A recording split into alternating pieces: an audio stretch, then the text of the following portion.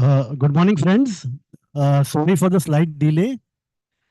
We will start the presentation by Mrs. Verite, Mr. Surjit Chanchanda, and his team are here. Hello. Can you hear me? Yeah. I welcome you all to this presentation, and Mr. Surjit Chanchanda and his team does not require any introduction.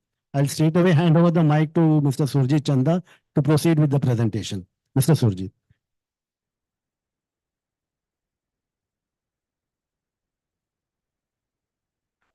Hello.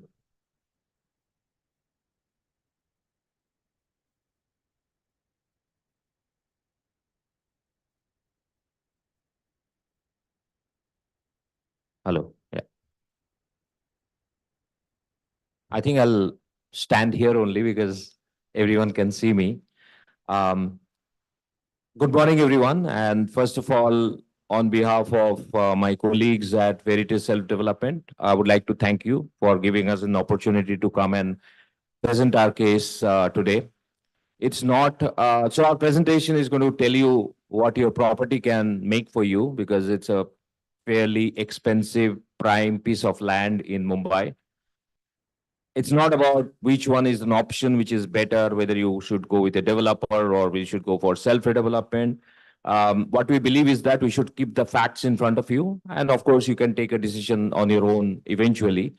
Um, there are a few things that goes for you in your favor, which is that Saraswat as a community is one of the most vibrant and one of the, you have been able to keep the cultures. The colony has been, very well maintained. We go to all lot of societies. I mean, I make a presentation almost every week. This is one of those very few societies which is very well maintained. The documents are there, so details everything which we wanted. So it was really helpful to be able to look at the numbers very closely. So let's start with the presentation, and I would very quickly introduce my colleagues. I have been into real estate and construction for more than 2 decades. Was with companies like Shapurji Palanji, Shobha developers in leadership position. I have Mr. Rahul Jain with me. He's was a CEO at Shapurji Palanji. He was board of directors, part of the board of directors there. Spent more than 3 decades. We have Mr. Rakesh Oza. He was earlier CFO with Romel. Romel is a fairly large developer, so he takes care of all statutory tax and GST RERA related issues. Girish Malhotra, he used to be with Reliance before. He's an architect and looks after the licensing part of it. Aniket is our head of project management at Verite, and Nagesh Kerkar is looks after 79A, all document related issues that is there with deputy registrar's office and all admin related activities. So we'll move on to the presentation. We are a very crisp presentation. We won't talk about much about peripherals. It's all will deep dive into the numbers for you. And then we can have a very interactive Q&A session. We have also anticipated few questions that you may have. So we'll try to answer them, and you can obviously ask us whatever that you feel that you want to be addressed to. So let's go ahead.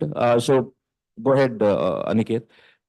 So it's very quickly, we actually created Verite to help societies in Mumbai to determine.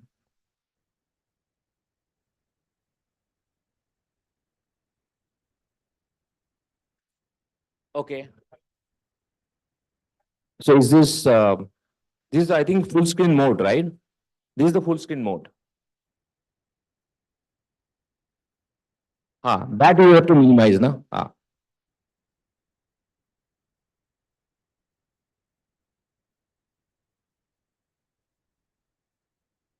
Yep. Fine now? Yeah, okay. We Verite has been created to basically help societies in Mumbai with determine whether which course of direction they want to take. We are one of those very few companies founded by professionals who come from real estate and construction background. Uh, we are proud to say that if you walk into any of the top real estate and construction company board, you will find people like us. We have been part of that. So it's a very strong team in terms of understanding of the subject matter, and we intend to make it a more of a impact business. And thankfully, we have a strong pipeline of projects, and we'll be heading in that direction. Over. Got stuck again.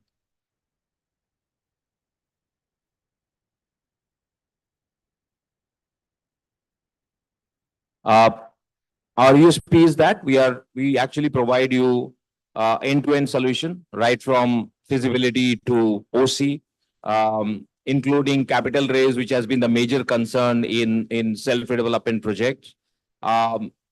We basically, you can call us that we work anything that a developer does, we do it. We cover the entire 360-degree life cycle of a project, but as a consultant. So that's what we do. That's our USP. So this is our current project. Quite a few of you, I think most of you must be aware, is very close by. It's Mala Cooperative Housing Society. The project was started in 2021. The process of documentation started post-COVID.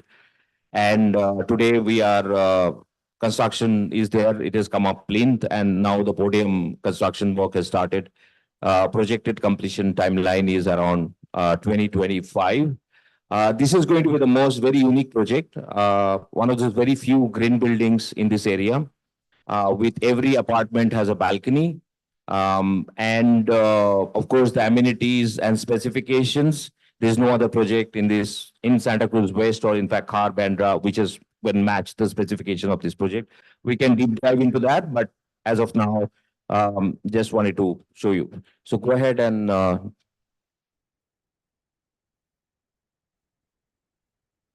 there's a small video of 1 minute. Just wanted to play that for you.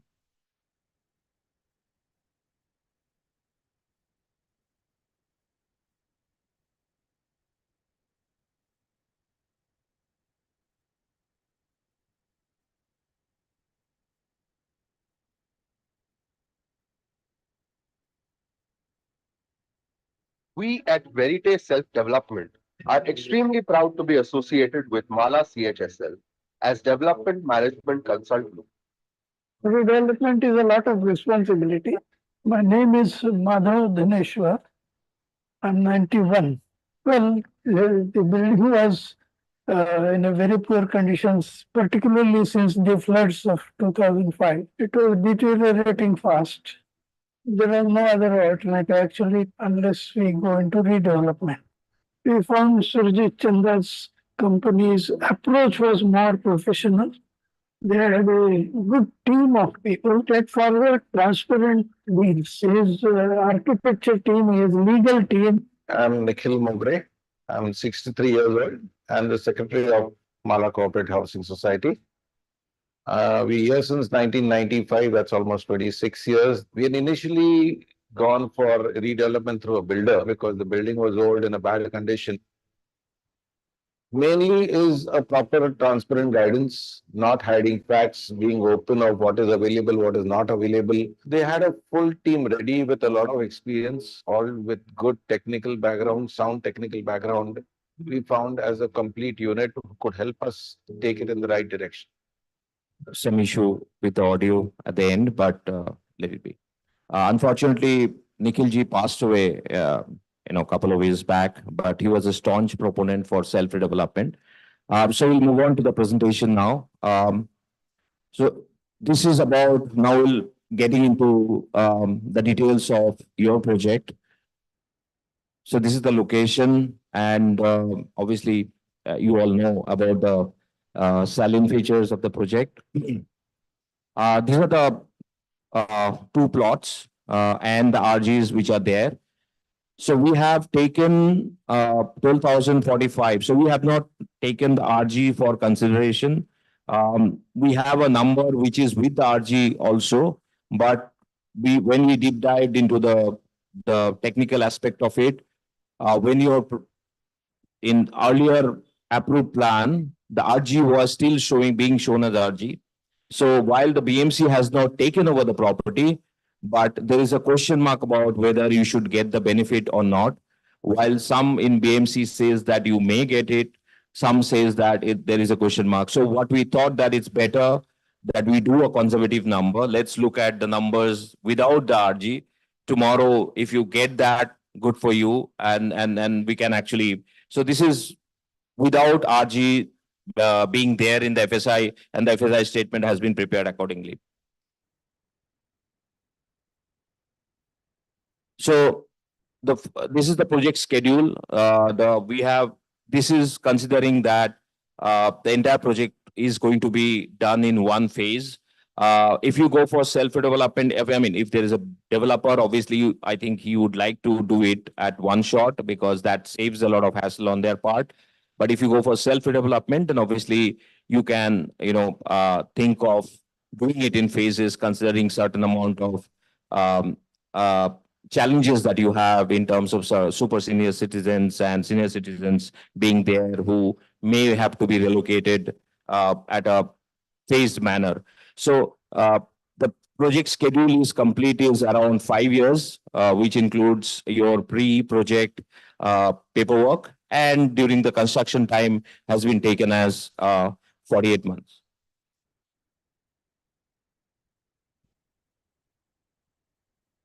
The numbers are coming later, right? Yeah. Go ahead. So these are some of the project features that we have proposed. These are very similar to, we have a very standard kind of a book wherein we try to make the projects. One is that it has to be a green building. Second is that the amenities and specification should be top class. So floor to ceiling height is very critical. Normally these days, you don't get that. So we have proposed that it should be more than 10 feet to give a, proper ventilation and a sense of space. Provision of large soundproof windows, which is same in Mala, 8 feet high, which is from floor to beam bottom, and soundproof double glazed windows. Attached balcony again proposed. These are all very proposed amenities, and which obviously can be changed as and when, depending upon what you want for your project. Every car availability of car charger, EV car charging station with every parking, which we again have in Mala. High-speed internet connection throughout the building, which is independent of what the individual members may want to take it, but the whole, and then of course, certain fitness center, senior citizen friendly design. So in Mala, the way the design has been that people can, a wheelchair can go right from the ground floor till the terrace. That's how the design has been done. This is a very stretcher friendly elevator is there as well, where the turning radius, etc., has been designed that way. And one of the most critical aspect is water, saving mechanism, energy and water saving mechanism that we have planned. So these are some of the specific features and amenities that we are proposing. This is going to be a site org structure. There will be a project team which will have a project management head, and there'll be a sales and marketing team which will take care of the sales and marketing. There will be, of course, in the project team, there'll be an architectural part. They will be coordinate for the design and licensing. Of course, hardcore project management team is going to be also there. And then, of course, the admin side of it, which is going to take care of your society deputy registrar licensing. So here comes the commercials. So we have just given a snapshot of the calculation. We are not going to go through the calculation in detail here. We have the backups ready. If you want those backups to be shared with you, we can do that. Gross plot area, 12,045 square meter, road setback, etc. So you have plot area for built-up calculation is 11,571. So you are getting 2.97 FSI because you are on 12-meter road. So your total FSI coming out to be 36,978. So the question is that how much of it additional carpet area that you're getting. So in our calculation, your additional area carpet area coming to 49.5%. So that's how the calculations are there. So carpet area for sale is around 2,186 square feet. So this is basically a list of individual. We have a list. We took the list of members' flats, so we can share this. So what is the actual area each apartment is going to have? This is also important because there are some variances. So some of the members, if you have to do standardization of design, that will be critical going forward because some may want to take some extra area, some may not.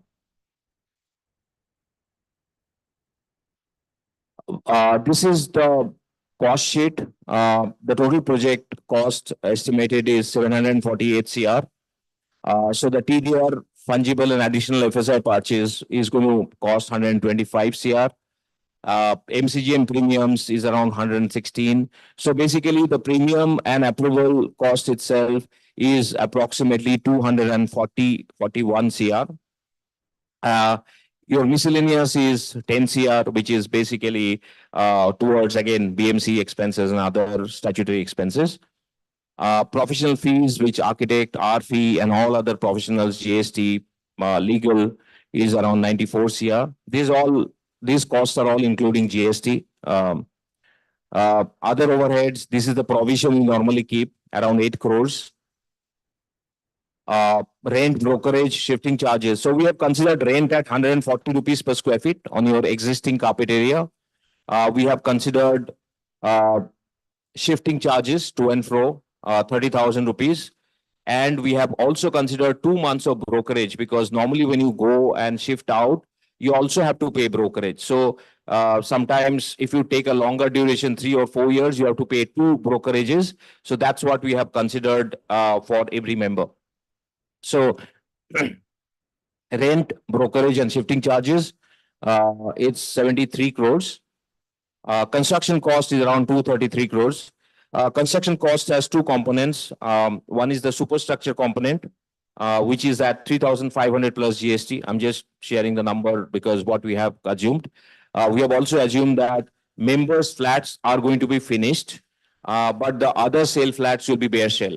Because normally in prime micro markets like Santa Cruz, Bandra, Khar, people who buy with apartments worth 5 crore upwards, they normally don't like to take any finishes there because they like to do it themselves. So the sale flats are all bare shell flats like we have in Mala. Members' flats are going to be finished.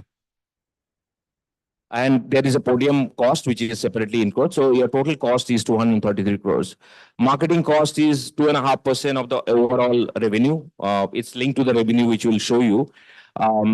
Basically, there's a brokerage component in that, built into that, and also a certain amount of marketing expenses that they'll be there. Interest on finance, there is a coupon rate. So I'll explain how the structure is there in terms of funding structure. But that's cost is coming out to be around 54 crores. And permanent alternate accommodation, that's a very small cost compared to the overall project budget. That's around 32.64 crores. So your total cost is 748 crores.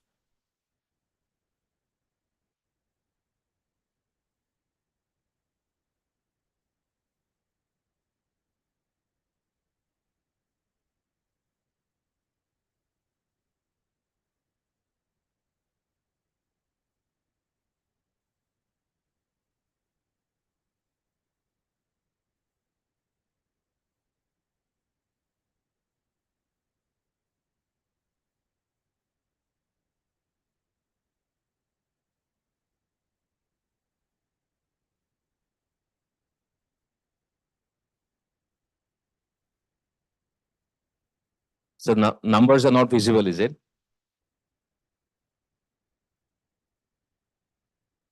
Okay.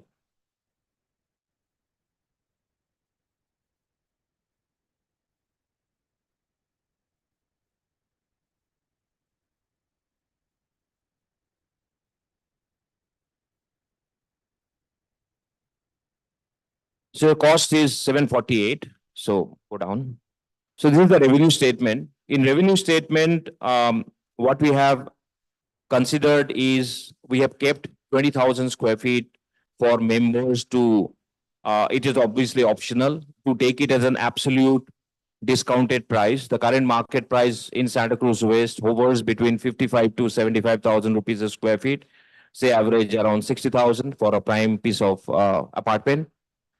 We have proposed that 10,000 square feet will be for 30,000 rupees per square feet and another 10,000 for 35,000.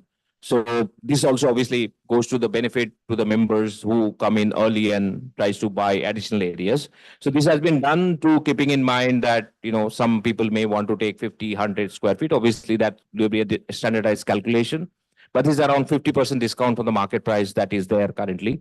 And the balance area has been taken as 58,000 per square feet average, because this sale will start 2 years down the line. Our average median price in Santa Cruz is between 58 to 65 today. So we have taken a conservative number of 58,000 average. These are net of GST, because GST, stamp duty, everything. So when you give sales prices, it's always net of revenue. So your total revenue is around 1,045 crores, which is, if you take those discounted price and 58, your average price actually you have calculated is around 54,000 rupees. Now, here is the profit sharing mechanism that we have proposed. So basically, we have got tie up with a couple of investors, one is a private set of investors, syndicated funds from HNIs, and there will be a coupon rate, which is 10% that we have shown you. Plus, on top of that, there will be a profit share of 65% and 35%. Now, 35% will go to the society and 65% to the investors. The society share of 35% comes to 126 crores. And if you convert that with your existing carpet area, that comes to somewhere around 11,030 crores. One thing, most of you may not know that people pay you to demolish your buildings. It's not the other way around. So there is additional income of around 1.5 crores estimated, which will come to the society if you go for self-development once you vacate and give it to an agency to demolish it, because they take the scrap and resell that. So it's around 11,000 rupees per square feet of your existing carpet area that you will get it. This is the funding structure. We have kept a provision of 200 crores, which will be infused into the project as and when required. The collateral is going to be the FSI, sale FSI. We have discussed with the individuals that we will try and avoid keeping the land as mortgage, and it's going to be against the sale FSI. Coupon rate is 10% plus 65% profit share. And there will be a moratorium on the coupon rate, which is 12 months, which will basically, while the interest will accrue of 10%, but the payment doesn't have to be made. Society will enter into a mortgage agreement directly with the investor and with the financing SPV. And there will be a separate bank account where there will be, signatories from both sides. This is also to protect the investor's interest. Investor principal and coupon shall be returned on priority. So before any distribution of profit, the money is going to be returned. The principal and the coupon will be returned. Upon conclusion or once you sign the definitive agreement with us and the investor, first tranche of 30 crores will be infused, which will be enough to get the IOD stage will sail through. And post that, upon already another 30-40 crores will be infused. So there'll be a separate cash flow. We have not covered it here, but we can send you that for detailed discussion. Subsequent funds shall be released as per the proposed projected cash flow. Because the cash flow would change depending upon whether you're going for phased construction or one stage. So that's why we did not share that. This is members benefit summary. So we have captured the benefits that you're going to get it. One is that additional area carpet, RERA carpet is 49.5%. Corpus our profit share is going to be 126.5 crores projected, which is approximately 11,000 per square feet. Minimum committed profit share or public corpus is going to be 6,000 rupees per square feet. Rent has been considered at 140 per square feet. Shifting charges 30,000 to and fro. Brokerage 2 months. There is an opportunity to purchase additional area at a heavy discounted price for members who want to avail that. Value of that discount which is being given. So in on top of that 126 crore of profit, the indirect value that the members would get, people who avail the discounted price, is another 55 crores, considering today's market price.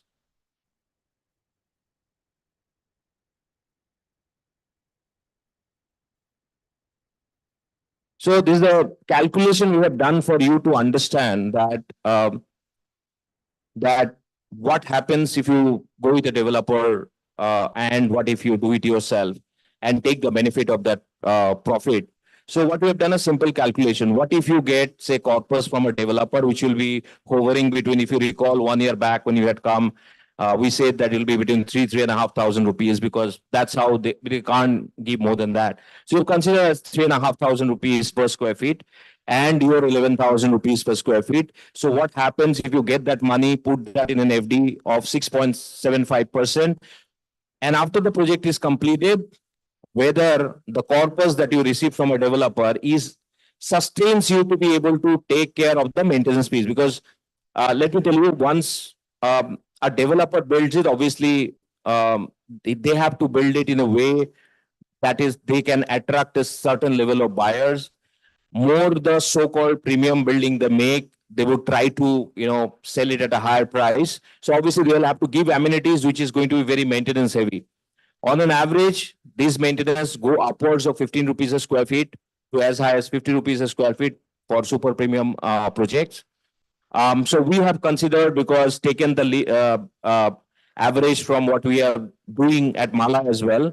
So we have taken 8 rupees per square feet if you go for self-development and 15 rupees per square feet if you go for with a developer. So 114 crores, you get I think it is not going to be visible for all of you. So I'll just tell you what the numbers are. If you take 114 crores, which will be distributed to the members tax-free, how we can, of course, we can explain that. If you put it in FD, you are going to get a monthly interest of 71 lakh rupees. So it's going to give you 8.54 crores yearly interest, right? Obviously, it's come into individual there. So your monthly interest comes to 71 lakh rupees. And then another interesting part, let me tell you, when you sell an apartment, there's a maintenance deposit which the builder takes from new buyers. And that is, a standard is 15 rupees per square feet for 2 years, which works out to be around 360 rupees a square feet that a developer takes as maintenance deposit from the new buyers, which they are supposed to give it to the society. But if you check with all the new societies that come up, they normally don't do it because they enjoy the interest rate. They enjoy, obviously, they say that, okay, we are taking care of it, etc., etc. So that never comes to the society. In your case, if you go for self-development, you're going to get that money, which is around 7.2 crores. That's going to come to society as a cash flow. Obviously, the money will be utilized for maintenance, but you have that cash flow on day one once you sell that. So that interest also we have added, because in case of developer, you don't get it because the developer enjoys the interest. It's going to come to you. So your total interest is here comes to 4 lakh rupees per month. And if you add both of that, and if you take the TDS, we have taken the TDS, net of TDS, your income comes to 67 lakhs 71,000 per month, which, and your outflow we have taken on the total floor at 8 rupees a square feet is around 29 lakh rupees. So around 30 lakh rupees. So you're actually earning double the amount than your actual outflow, which is going to be estimated. Now let's look at the developer side of it.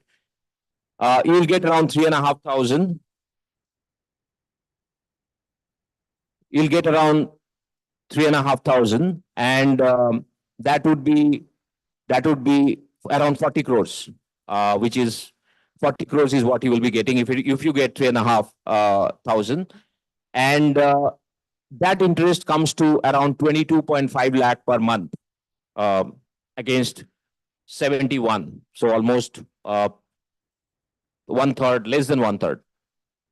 And there is no interest component on the maintenance deposit. So net income, because I'm collating all of that, it is individual income, but it is total members, is around 20 lakh rupees per month. And your maintenance cost will be 55 lakhs per month, which is, your, in this case, more than your income, your outgo is going to be 2.5 times. We are not even calculating the property tax. We have done a property tax calculation as well for you. Property tax is very dynamic. It depends on which floor you are on, what is the size of your property. So we have just taken a sample size of 750 square feet. So this is an individual calculation. So individually you have done, if your area is 750 square feet carpet today, so your area is going to be, RERA carpet is going to be 1121, and your property tax, your cost of maintenance is going to be 8,970 per month, wherein your interest income year one is going to be 46 lakhs. So you are going to get, if you take 750 square feet, your existing area, you'll get around 82 lakhs. If you go for self-development, with that interest, your yearly interest is around 5.5 lakh, which translates into 46,000 rupees per month, which is way more than your cost, which is 8,970. And property tax, we have estimated 3,000 rupees. So your total outflow is going to be 11,984. There's a disclaimer. We have calculated the property tax by taking an increase of 10% of ready reckoner, because in next 5 years, we are estimating that the ready reckoner price is going to go up by another 10%. So this enhanced the property tax has been calculated, taking into consideration the increased ready reckoner price. So your total outflow is estimated to be 12,000 rupees per month. Against that, you're going to get 46,000 as interest. And in case of developer, your outflow is, you are going to get 3,500. So you'll get around 26 lakhs. Your interest income yearly is going to be 1,77,000. So around 14,700 rupees per month. Your outflow is going to be around 20,000. So obviously, it because the amount is less, it cannot sustain the outflow that is going to be there. So that's a fair comparison in terms of estimated cost versus your outflow. We thought it is important for you to know that that what is going to be your inflow and outflow statement once the building is going to be completed. This is the approximate property tax calculation. We can move on because this is, yeah.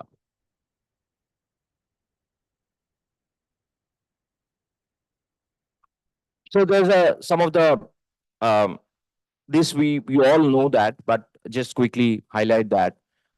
In case of the difference in self-development and builder, one is the legal side of it, which would be society does not. In case of self-development, you don't transfer your rights. In case of development, redevelopment with the builder, you transfer the rights.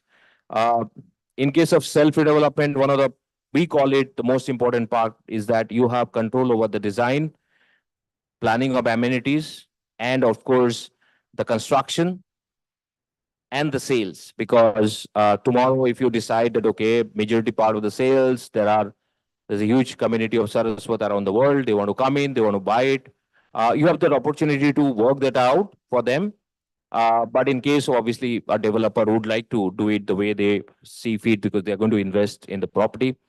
So in terms of design and planning as well, because I think what is important, what we believe is instead of trying to build in amenities, which is going to cost you a lot of money, which a lot of people may not use it, to make it more sustainable, to make it more functional, which can be used by everyone in the society. Obviously, maintenance cost would be lower because you can take certain measures to reduce the maintenance cost. In case of a developer, you have no control. Maintenance deposit, like I mentioned, that it comes in case of self, it comes to you. So you have a control over the cash flow. You can get additional income from that. In developer, of course, you can't do that. In the self development, you have a profit share. You can get benefited from the money that is getting generated from the project. Of course, in case of a developer, you get a corpus which is lower. You get revenue towards demolition. I mentioned that. That's sizable. I mean, whole scheme of things is not really big amount. Estimated 1.5. You probably will get more than that. That's gonna come to you. Um, Control over sales, I've already covered. These are few questions that we have anticipated. There'll be few more, but let me just quickly go through that. How will this is the first question, because people are they talk about taxation. They said, okay, what happens that the profit, because the profit is supposed to be taxed. So what in this case, please understand that members are different, society is different. In case of a developer, when the developer gives you a corpus, you have a benchmark ready reckoner price and holding period. So your money gets tax free. It's called hardship allowance. In case of self, also the same thing will happen. Society will indicate a corpus amount which will be higher than the projected amount, because say the profit is 11,000, tomorrow it becomes 14,000 or 12,000 or even 10,000. It may go down as well slightly. So what happens that how that so society's books, it is going to be cost. In your books, it is going to be hardship allowance. We can have a Q&A on that if you want. I've got Rakesh Oza, who is a CA, and he has been doing real estate accounting for many years. So we can discuss that. So this is going to be tax-free in the hands of the society members. That structure we can very well discuss. How will the project be funded and who will take the responsibility for funding? That's again another very important question that comes up. We will be taking the responsibility of the funding. We have got partnership with few. We are in fact have been working on creating, talking to few NBFCs, talking to few private equity funds, because banks, while RBI has told them that you should lend to societies for self-development, but they have not yet created the charter to give it to societies. So mostly will be private funding and private equity funding. What is the collateral? Point number 3. This is very sensitive. I think most people do not realize, even in societies, that when you also give development rights and you give power of attorney to a developer, you also actually transfer a part of your land rights also, because eventually they have to raise capital by giving collateral of your development rights, which comes with land rights. In this case, we have not, like in Mala also, the fund we have raised, there is no land collateral. It is only the FSI. In this case also, we have spoken in principle agreement is there that the FSI is going to be mortgaged. Do the members have to mortgage their flats? No. So there is no individual liability to the members, even to the managing committee members, because this question come in, what is the risk that the managing committee may face?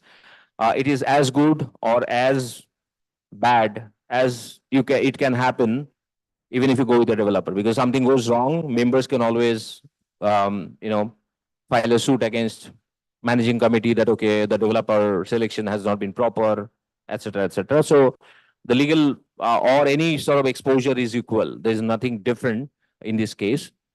Who will manage the statutory compliance like GST, RERA, and income tax? It is our team which will be doing that. Who will guide the society on legal and documentation part? We have a legal team as well, so we can provide everything. So in fact, what we do is we individual members, that's a lot of task, but individual members have queries. They have their own legal hassle. Sometimes somebody passes away, the property rights don't get transferred. So we clean up all of that, because that's all required to sign the permanent alternate accommodation agreement. Who will take care of the BMC approvals? Of course, we'll be doing that. Will the rent be paid in one go or monthly? What about brokerage and shifting charges? So rent will be paid in monthly. That is a huge benefit in case of self-development, that makes the cash flow very light. And that's how you're able to start the project at a much lower amount than required. And brokerage and shifting charge you have mentioned, it will be paid um, with the rent. What will be the tax impact to the members and the society if we decide to go for self-developed after completion? We have covered that. So tax component, we can probably have a separate Q&A on that.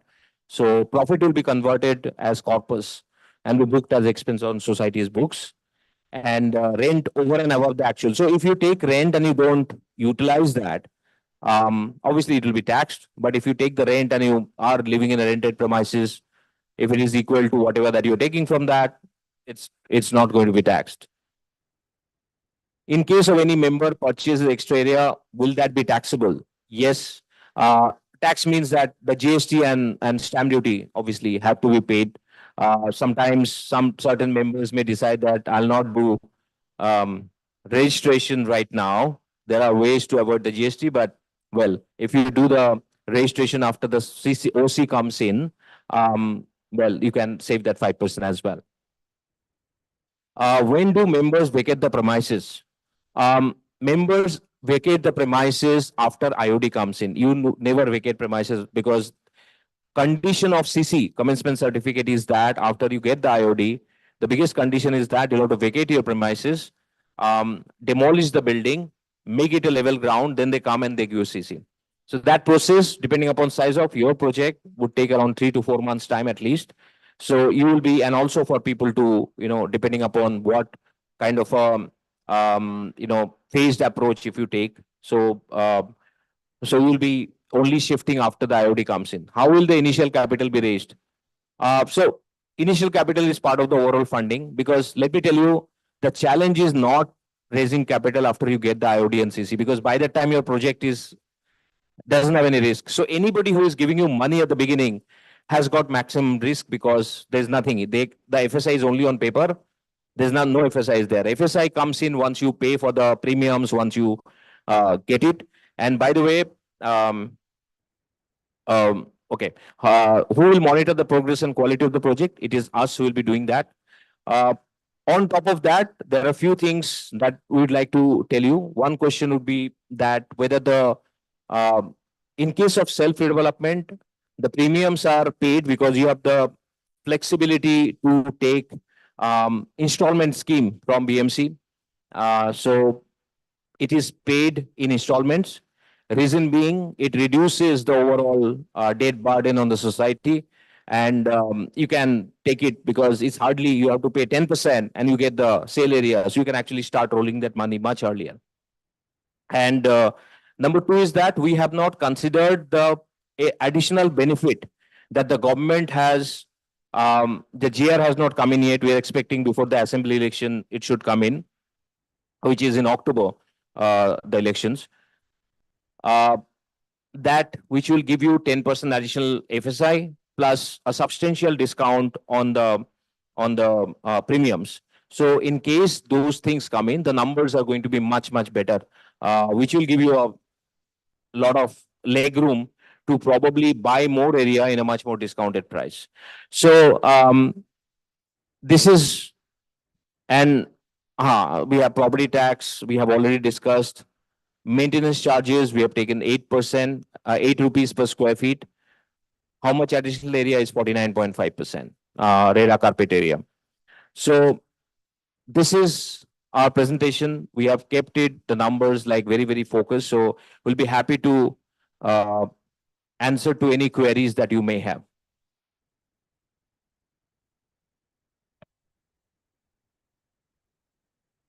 Good morning. Mr. Chanda, when we met the last time, I requested you very clearly, please tell us what are the pitfalls also that you have faced. And very clearly, you had told us that there was a 16 to 18-month delay in Suraj, which you have not mentioned today. Okay. Please be very, very clear in all these, because you have only told us what is the benefits. Right. Please tell us what is, because that was a key element. Right. Because it's 16 to 18 months delay for us, for Yes. whatever reason may be. Right. The cost of the project is going to rise. Right. and the profits are going to fall. Right. So please Yeah. also enumerate on that. Please Absolutely. don't be very, very So, upfront. with The it. reason, though, I would have, so I was expecting that question to come up. The reason we didn't mention it, the delay in Suraj would have happened even if they had gone with a developer, because they had Suraj used to have, which you have solved it. They had a long-standing legal problem with their front building. So they signed, in fact, development agreement together, which they did not go. So the delay has been of 12 to 16 months has been because of the legal hassle they had with the front building.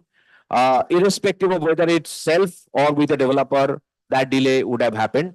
There were delay in signing the permanent alternate accommodation uh, agreements, which is again part of the similar process, whether you go with a developer or with a self, the process is same. So there were some members who used to outside and two members whose legal, and trust me, once you start digging deep in your own society as well, you'll find out that the challenges are there. So there has been a delay of around 12 to 16 months in Suraj because of various factors. And those factors are, one, they had a legal case going on, which got resolved with Mala Apartments, which is the front building.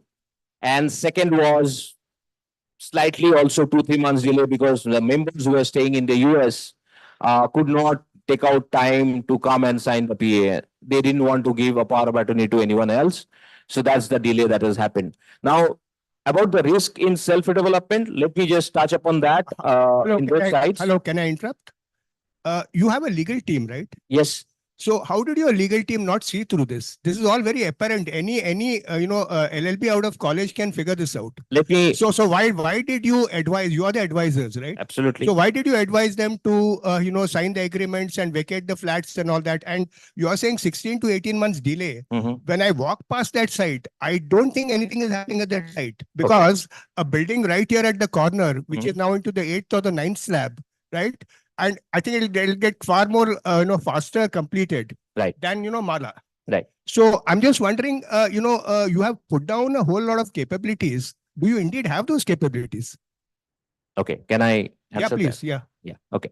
So as far as the legal side is concerned, to give you a background, that's a piece of land which is conveyed to Mala Cooperative Housing Society Limited. Now that you asked that, I'll give you a background because.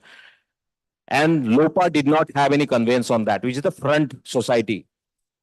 Mala wanted to go, they had dispute over which builder to choose.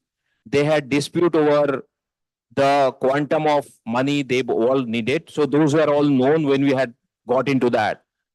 We had very specifically advised, and I told them the reason of challenges that may have if they go ahead. It doesn't matter whether they go ahead with a developer, because it doesn't matter, because Lopa did not have conveyance of the property and Mala was not willing to give that. We told them that you need to give that. They had gone ahead within the risk parameters which were mentioned on day one itself. That then Secretary Mr. Mogre was there, Mr. Chairman. You must have heard the testimonial you have given. All those things are recorded. And then they said, we'll figure out as we move on. We don't want to give them conveyance because they were creating problems. What happened after that is that they had got IOD, everything was received. Mala moved to Deputy Registrar's office, which is Lopa is the front society, and they got that dim conveyance. Case was filed, it was there, and those we had very specifically told them to come for a settlement, which both parties were unwilling to do that. So in terms of advisement, to give your question, yes, we had given the advice to settle it on day one, which the society said, no, we do not want to do it. We'll figure it out as it comes. So it is on paper. We had advised them not to settle on day one itself. So about the legal part of it, that you asked that whether we saw those coming or not. Yes, we saw that coming. Yes, we told them. It is on record that we have told them. See, I'm not persuaded. Thanks for your explanation. I'm not persuaded because I'm a member of Mala. And if you tell me that there's going to be litigation round the corner, right? I don't think you'll have a bunch of stupid guys saying that, we will go ahead and, vacate our flats and all. So I think let me tell you how it works is that unfortunately, societies, also people who are there in the committee on both sides, they are driven by ego. They are driven by legacy related. 20 years they have been having bad blood between these two buildings, that too because of few, 3 or 4 members on both sides. So if you are asking me, yes, why they are not stupid enough? Well, we had told them that these are the problems that may happen. They say that at the moment, we feel, because they had other legal advisors as well, they said that since the conveyance is with you, you can go ahead and let's get the approvals, and then they will have a favorable, because some people were also advising, because what happens with societies is that they go ahead and take outside advice as well from other lawyers, legal advisors, and people who are not don't have a hands on the actual problem normally tend to say that, okay, your conveyance is with you. These guys have FSI rights. They don't have land rights. You can go ahead. So to summarize and to respond to your query about the legal issue, we had advised them to settle 1 year back, which did not happen. Eventually, we have been able to get both parties on the table and settle it. So, because please understand one thing, that in self, the decision are all taken by the committee and the members. It is not taken by the consultant. What we do is we give them all these options and the pros and cons of all those options, and the decision is taken by the members. Point number 2 about the construction, that nothing is happening. So basically, we have the entire plinth. It is in fact, the columns are right now, if you go to the site, the columns are being casted, and the CC file by Monday or Tuesday, the CC for the superstructure is coming in. So we had to stop because the CC got delayed because of the legal hassle that the suit which was there. The settlement suit has been put, the order has been passed, and subsequently the file has been moved. How did yeah. you get the IOD if there was this legality involved? Pardon? The IOD, is required before you demolish the, people have vacate and, you absolutely. Have to put the IOD. So another problem was, I'll just explain to you. The building was a C1 building. So C1 is dilapidated building. So Mala was, irrespective of whether they had to go for redevelopment or not redevelopment, they had received the notice to vacate the premises. So it was a dilapidated building. They had received 2 notices, which they are holding on. People had already vacated except 3 members who were staying there. So they anyway had to vacate the premises because it was a dilapidated building. No, that's fine. But how did you get the IOD? IOD was when there's a dispute. No, there was no. So the legal suit was filed after the clean CC came in. The legal suit was filed only in 23. The legal suit was not filed before. So when the discussions were IOD, because the title is with Mala. The land ownership is with Mala. I mean, Suraj, basically the Suraj Apartments, the society is called Mala Cooperative. They have the land conveyance against them. That's how the IOD has came in. The BMC went through all the legal documents. There is a history of legal documents which are there even with BMC. There is a proportionate allocation of FSI to both the parties is all on paper. So that's how BMC has given IOD to Mala. And now, in fact, the CC came in. After the CC came in, after the construction was happening, that time they went to, there was a legal thing which came up. And then that legal issue was resolved in court and it filed. Both the parties are now, they have also gone ahead with the developer, and their construction is going to start once they receive IOD, etc. But have you, for that project, got a MAR-ERA number? Pardon? Yes. Yes. No, I only saw that board which was in the front has now been posted at the back. There was a board relating to that redevelopment which was on the roadside, which has now been taken back. Yes, because we are putting a sales with the MAR-ERA number. So we received the MAR-ERA number almost a month back. Okay. Yeah. So you have now received the number. Absolutely. Okay. In the course of this discussion, you mentioned that, ultimately in self-redevelopment, members have to take a call. Yes. You give the options and all that. Absolutely. So let us take the example. Tomorrow, let's say, we have to buy 20 lifts for our projects. So is it that you will come and tell the managing committee, look, Otis, we've got Kone, we've got, Schindler, and these are all the parties. And each of them can give you a high-speed lift, medium-speed lift, goods lift, and all that. Absolutely. So you'll give a big table. Right. and then say, now decide for yourself. Is that how you'll operate? No. So what we do is we give. So first of all, it's not decided by members. It is decided by the empowered committee appointed by the members. So there is going to be a redevelopment committee, like in any, if you could, if you negotiate with the developer, your specifications, all of it is anyway going to be by an empowered committee. Similarly, for self-development, if there are 4 elevators, like you rightly said, Kone, Schindler, or every decision, at least in our case, has to go through the general body. right. So the members have a say in every decision. So So especially in purchase decisions, which are going to be there, we will have, we cannot entrust it to an empowered committee. no. So he was talking about. One minute. Yeah. Complete. Yeah. So what he said was, you have various options. This is typically a cost plus. This is typically a cost plus project. Mr. Jain will understand, Mhm. and you will also understand. You have Yeah. been in the Yeah. business. Yeah. As compared to an LSTK project, Mhm. where a cost plus project has, the owner has to have his own resources Mhm. independent Mhm. of those recommended by or employed by the PMC. Mhm. So that is a great burden which has not come into the cost. Understood, no? If I'm, for example, a fertilizer plant, Mhm. yeah, I will go to a LSK consultant who will take in from feasibility, from effective date of the project Mhm. to commissioning the project to me. If I operate on a cost plus basis, I will have to have a full project team to oversee the work consultant. That is why. Why? Because the consultant doesn't take any risks. His risks are very small compared to the size of the project. Yeah. So in all these cases, in a society like ours, even for appointment of a legal consultant, we had to go to the general body. So for every decision, whether it is a shortlisting, whether it is a purchase, we have to go to the general body. So the members do have a say. That is the correction I wanted to tell you. Okay. So I think No, one. you didn't let me. Add a point before you Yeah. respond. Yeah. Take a case, Yeah. as it very often happens. Mhm.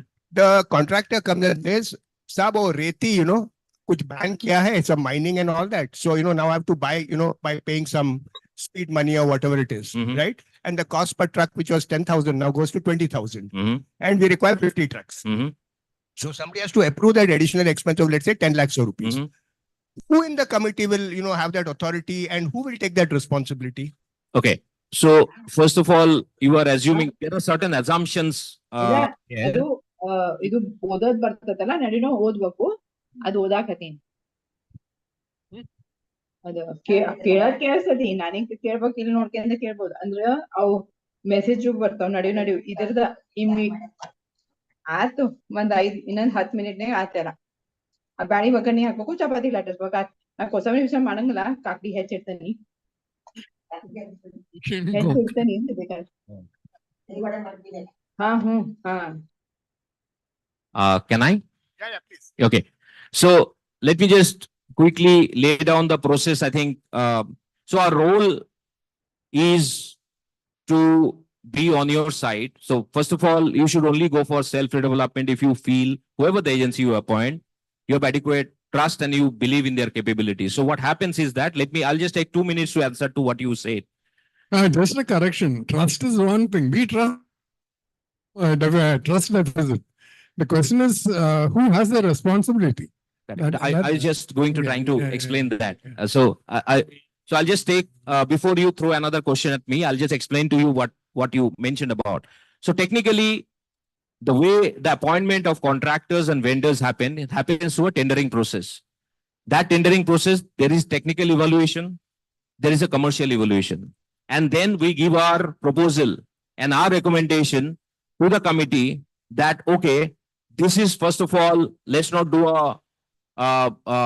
let's not, while we create a bill of quantity, but let's not do an item-wise contract, or let's not split this contract. We'll go to a turnkey contract because it is a big project. So coming about reducing the risk part of it, it will be a turnkey project which will be given under one contractor. Number one, the contractor will be chosen on a basis of tendering, which will be obviously every data, their past performance, their history of projects, all of that will be taken into consideration, will be presented to the committee, basis which the committee will take a call about choosing which contractor to take. Now, talking about cost escalation, there can be two types of contract. One is that you do a lump sum contract, which you say that obviously there'll be a certain risk premium, the contractor will add to that. So your reti, you will never get involved into the reti ka price or cement price. In contracts, like I'm sure, sir, I think because you mentioned cost plus, etc., I'm sure you are aware of the contract. In contract, normally in civil, there are only two variable costs which normally builders keep. Contractors, it is with across whether you do yourself or with a developer. One is steel, another is cement. There's a base price which is given. When somebody will quote, we'll have to give them a benchmarking price. Say steel, say at 65,000 rupees per ton, and cement will be say 350 rupees per bag. That is basis that, and price goes downward, of course, price goes upward. It goes both ways then. So because the calculation happens, and that is the way the calculation is done, and that is the way the tender is prepared. All of it would be done by our team. You don't have to do any heavy lifting. We'll give you all the data points to take a decision. No, when I said cost plus and turnkey, it was not with respect to individual vendors' orders. Mm-hmm. Vendors' orders should be turnkey. Definitely, we don't want to split that into material and such things. Right. I was talking of the contract with the PMC itself. What I was trying to highlight was that we cannot be, fully handing over the entire decision or the process of negotiation, etc., to the PMC. We should be involved at every stage, for which we need additional manpower, which we do not have and which we have to outsource. So, 1 minute. Yeah. So that element of cost has to come into your cost calculation. So, so we are not PMC. Project management is only a small part of real estate development. Whatever it is. I'm just talking about, no, there's a difference. The reason is, whatever it is, you are a cost, you are providing services. Absolutely. You are not taking any responsibility in terms of rupee and a pie. If we had to do that, your fees will be more. No, not fees, sir. If we had to do that, we would give you 3,000 rupees a square feet or 3,500. Yeah, See, that is where the risk versus return comes in, right? Yeah. Today, if we are managing, so we have to get a higher return. What you are trying to say is that the society will have to take risks. Of risk is both sides, absolutely.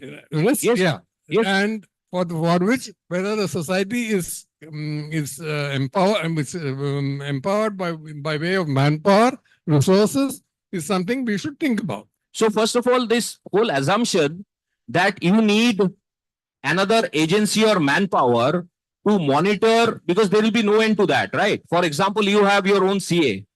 Then you think that if you don't think that the CA is good enough, then will you go to a third party to monitor that CA? No. So let me put it, let me explain now. Sorry. You don't understand how accounting is done.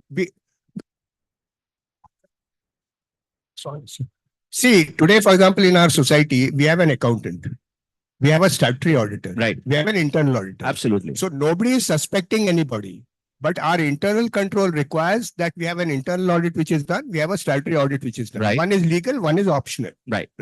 So I have worked in large companies. I have set up factories. Right. Okay. Right. And the way it operates is that even if, let's say, my consultant is Tata Consulting Engineers or Devi Power Gas or somebody, Right.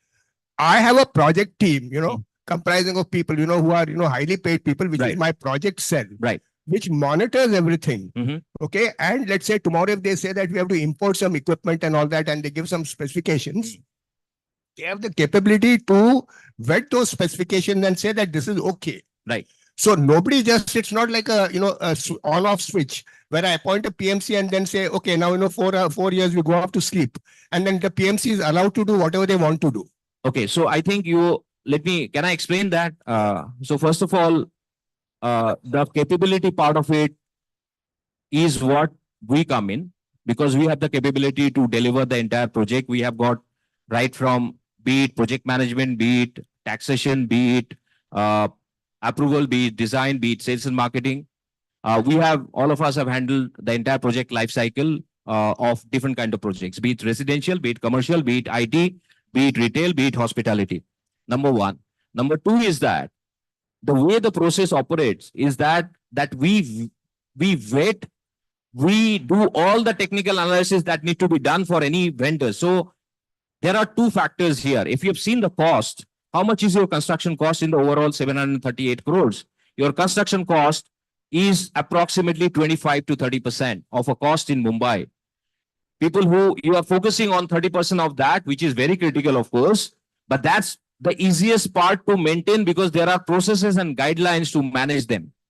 Your bigger cost comes into the premium side of it.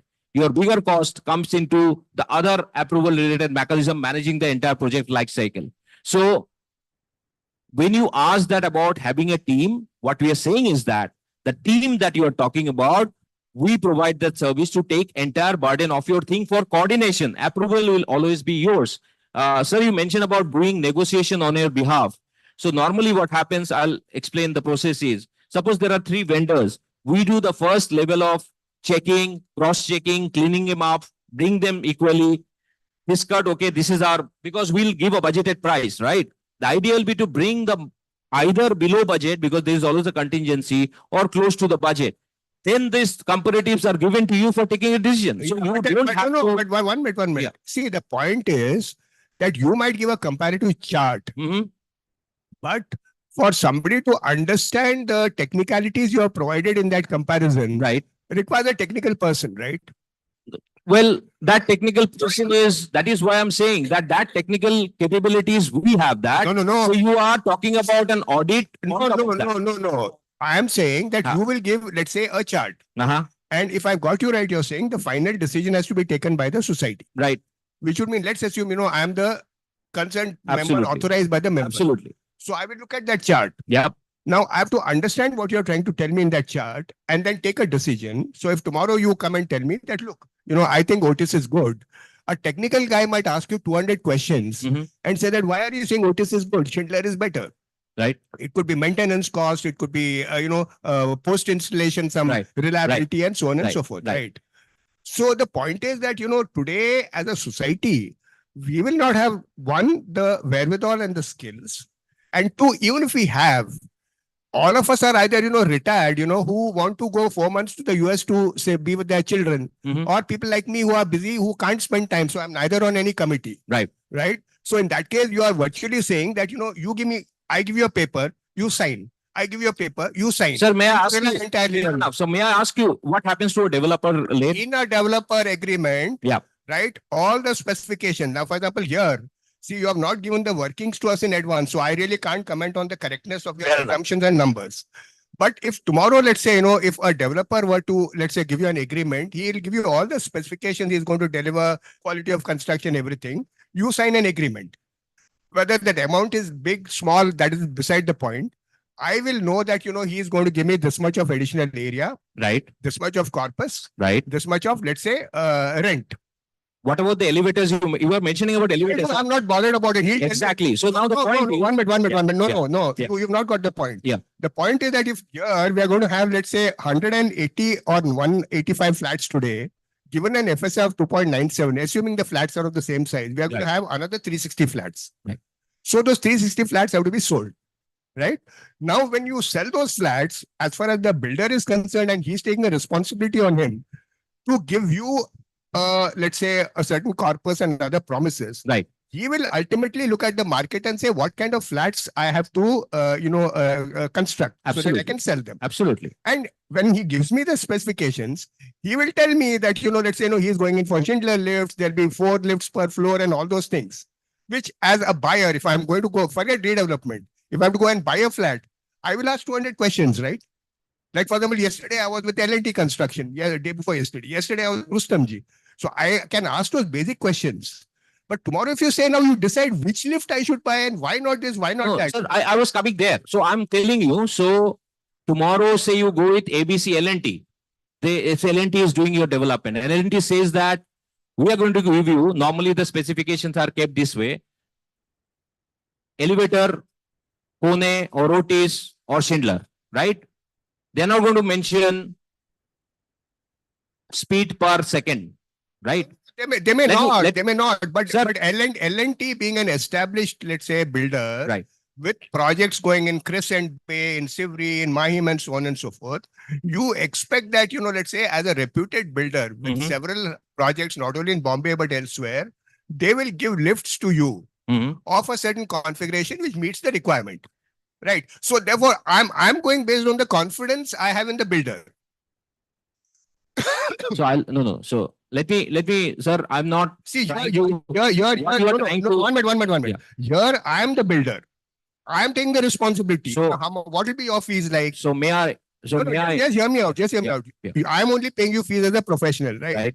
What will you put in that agreement that my liability is restricted to the amount of fees you pay me? Mhm. Tomorrow, if something goes wrong, if there are project cost overruns, right? I mean, I have handled so many projects in my career. Mhm. There has been hardly any project, where let's say there is no 3% overrun, 4% overrun and all, because in civil works, now you said civil works is a small amount, but in that 200, 250 crores, if let's say there's a 5% variation, upward variation, and just a project over 5 years, right? Inflation ho sakta hai, some problem will be there, permission delays, whatever. Yes. And if let's say tomorrow the members, either get a lower profit chalega. But let's say tomorrow if they end up with a loss, then each member will have to write a check for that loss. Na? So, sir, that's a call. See, that's a call. I'm sure you all will sit together and take it. Where is the presentation? So saying that? my presentation, I'll represent the case that I'm representing here. So let's talk about risk, because you are not letting me answer a particular point, because Okay, go ahead. I'm go ahead. sorry, but I'm getting the feeling, because either you say No. no. Yeah. See, you are here to educate the members on self-redevelopment Let me benefit. educate, sir. Then let me give you an opportunity to educate. Educate you, please tell them very clearly what the risks are. So let me educate that, sir. The point is that we have the capability. So you're talking about L&T, Shapurji. You can check our individual biodatas. We have done millions of square feet of projects across the country. We do understand, and when you say that the members do not have you will ask technical question, you are assuming that builder is going to give you an elevator which meets your purpose, right? That's a standard, that's a thing. In self-development, you have the opportunity. You may say that we do not have, obviously you need to have a committee members who are willing to be able to give some time and approve, because in case of a developer-led model as well, you have to give time to see the specifications or what they are offering. You're not going to blindly sign an agreement. One time. One second. One time. Hear me out. So yes, you are one time, because you are thinking, and I can give you testimonials of people living in Crescent Bay about the issues they faced. Every building in Mumbai, be it top builder, whoever has done it, there are issues.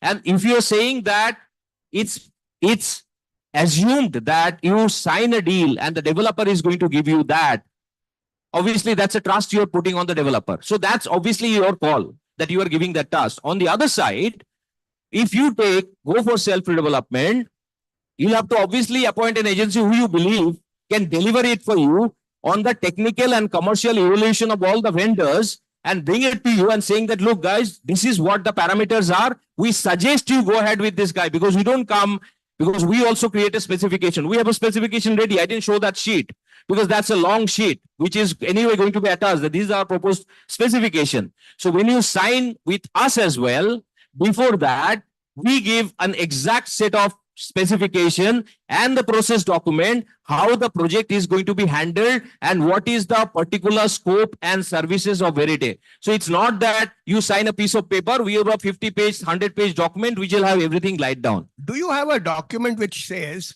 in a large redevelopment project like ours, how many hours will have to be spent by the managing committee members? I need that, because I'll ask the managing committee members who is committing that in writing. Okay. Because, let's say today we have a problem that, let's say very often managing committee meetings start at 9:30. I've been on the committee. By 10:15, people are dozing off. Right. Right. So you can't have a self-redevelopment with that kind of a commitment. So do you have a document which says that, for the 5 years, how much time will have to be spent by managing committee members? So, sir, I can't, because your managing committee tomorrow, if they say that, look, we would like to be involved in the micromanagement of the project. No, you are proposing self-redevelopment, right? Right. My next question to you, of course, I will give that after this. Yep. Is you would have handled a large, let's say, self-redevelopment project end to end of our size of 150, 200 flats, right, in Bombay. Now you will have to tell us the names also of those societies. No, we have not. In self-development, no, we have not. You have not, right? No. So therefore, we are going to be the experimental guinea pigs. Right? It's one way of looking at it. It's your call, but I mean, eventually, I can't really. Fair point. No, my point is different. Yeah. My point is, we have to evaluate it objectively. I need to know, let's say, from your experience, whichever small, large, whatever, let's say you have, executed self-redevelopment, how much hours have to be given by the managing committee? Okay, so that tomorrow we'll have to ask the managing committee that, are you willing to commit these hours? Now, if you ask me, I cannot. So I will not come on the committee at all. Right. But if there are people who are saying that, yes, we will commit 100 hours a month or 200 hours a month or whatever required. And here I'm not saying that we want to be intrusive in that process. What is it, your recommendation? Meaning you will say, okay, this is the decision point. You have to take a decision. Now from that, at least I'll be able to figure out how much time it will take to make an assessment. So do you have a chart with how many hours? Absolutely. So we have decision points, the major decision points which are there, where what he mentioned about AGM, where AGM is required. I mean, the general body has to approve, and there are decision points which the committee can empower itself to take, which are on a smaller nature inside. There are segregation in that. Given, for example, design, right? So because I think you have a say in design. So when the design comes in, obviously it has to go to the general body, ideally, that this is the design, this is how we are going it, this is the discussion has been taken, because a lot of people may want to take extra area. Number two, obviously the first step would be when you go for self-development, that also has to be passed by the body, and any agency that you are appointing has to be passed by the general body. Third point is your vendors. So when you appoint an architect, obviously again, so in architect also, we take presentation for 2-3 recommended architects. They will give their presentation, they'll give their timeline, fees, all of these will be given to you.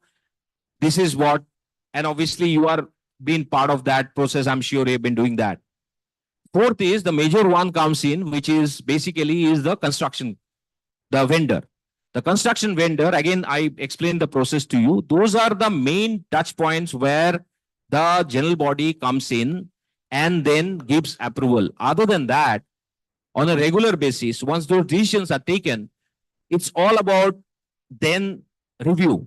Whether you want to do a monthly review, whether you want to do a weekly review, or whether you want to do we normally propose a monthly review to see where the project was, where the project is. There is a MIS which is generated, and that MIS is circulated with the committee. Committee then internally can share it with the members for them to know.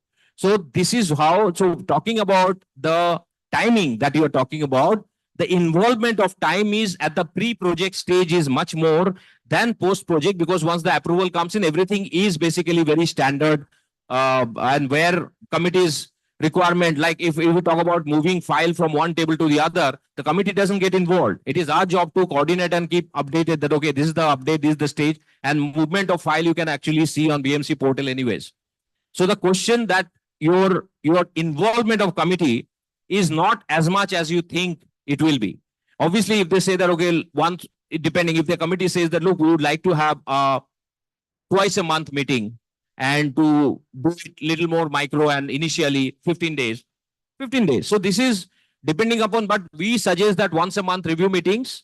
Initially, the meetings are going to be much more, because the design, once the design is prepared, we come and give a presentation that, okay, this is the design, this is what we have proposed, these are the amenities, this is what the green area, this is where the solar, all of that. we propose that we go ahead. If you say that no, we want to give, because there might be people who want to give their opinion. So those are the initial touch points where it is more, but later it is no involvement of committee at all. So how much time? Yeah,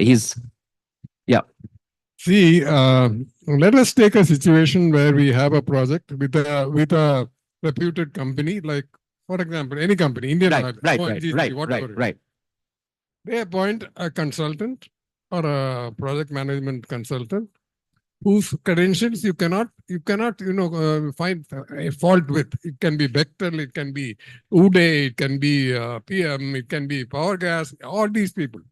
So they have the required manpower. Yep. But what does IOC do in such a case also, when if it is a cost plus fee project, which are very rare in IOC, is that they have a full-fledged project team with a project manager and his people for planning, for design, for execution, and for safety, quality, in who will be on top of what the consultant has to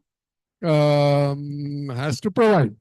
So we are in such a situation, and the managing committee cannot take all this. They have to have a team of maybe outsourced people who will report only to them for all this work. So we'll also be reporting only to you. No, that is not the point. So the point is, okay, that I is think not the- you are comparing the, let me put it this way. I'm trying to tell you that I don't want to put it in so many words.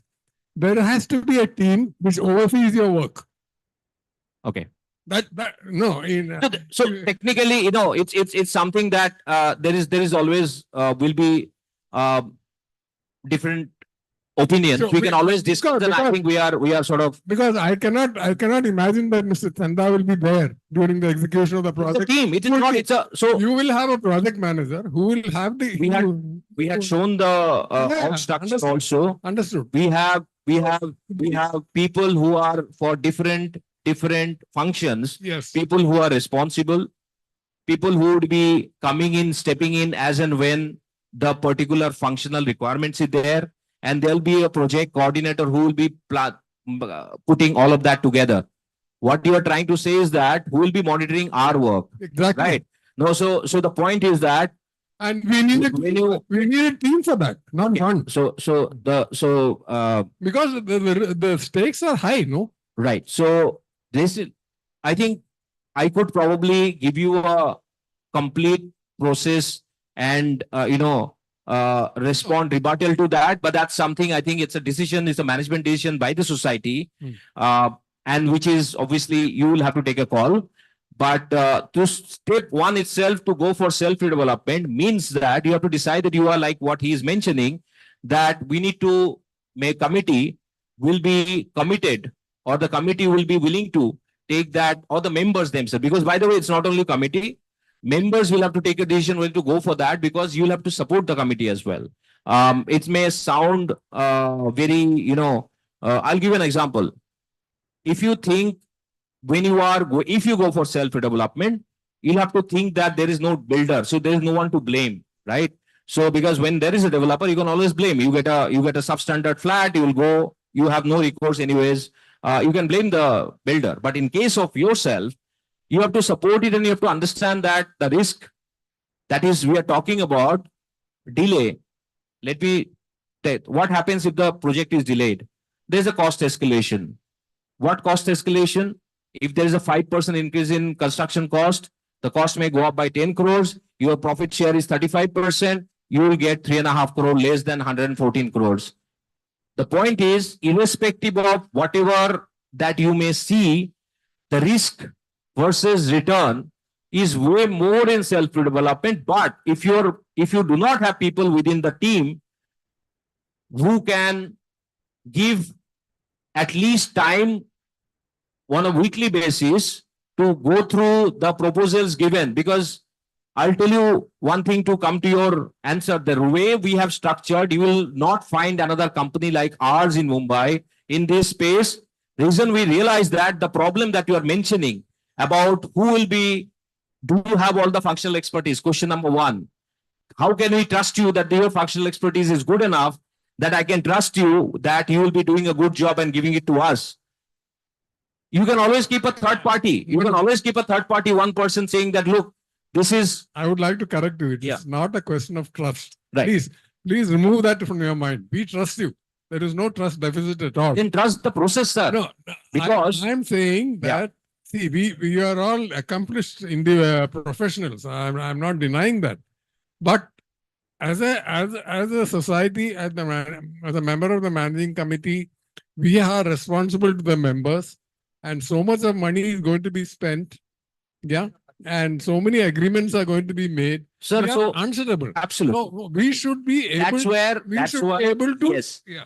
For example, you can keep, for example, you may say that, look, your legal expert, we would like to, like Mala did. They had their own legal counsel who had agreements. They used to go to them. It used to take more time, but they used to do that. In finance, you may say that, look, guys, you have structured it this way. I would like to take a counter opinion. You can always do that. But you can put another project management team, because the same project management team are going to look at the same documents, the same activity that we are doing. But again, those are decisions obviously society will have to take. Talking about risk versus return, of course, when you are doing it yourself, there will be a certain amount of risk, but that when you give it to a developer, there is a risk as well. The question is that which side you want to take, that is completely up to you. I just wanted to ask you one legal point. During the process of construction, the payments will have to be made by the to the different vendors. Yes. For places. Yeah. At that point of time, does the AGM have to or the general body have to No. approve that No, legally? no.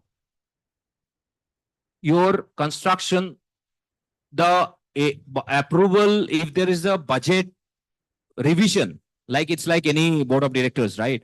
You have a budget which got approved, that budget. As long as things are happening within the budget, you don't have to go back and ask for any approval. But if there is a budget revision that's happening, you'll have to go back and ask for that. Okay, there are some questions that have come on Zoom. So before we go ahead with the physical questions, Right. Who has that list of questions? Rajan? Yeah, there is one question on Zoom from Prakash Hemadi. RERA carpet area is larger than actual carpet area. Yes. Okay. Yeah. So if we take the present carpet area of 750 square feet and multiply by 1.35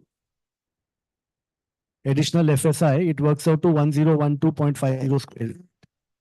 And 8 rupees per square feet maintenance charge will work out to 8,100. So whether this interpretation is right is what he's asking. No. So what is happening that your existing carpet, so we are taking the benchmark on your existing carpet, the RERA carpet versus MOFA carpet, there is a difference of around 4% on the top line. So I didn't actually understand the question that whether the calculation that they have arrived at is correct or no. No, he has added 1.35% to the existing carpet area. No. The carpet area is more. So the MOFA carpet area is coming out to be approximately 44%. So it's what you're saying is it will be 44% over and above the carpet. The MOFA, but which normally today there is no parameter for that. RERA carpet area is 49. But I think people want a sort of a conversion to gauge themselves.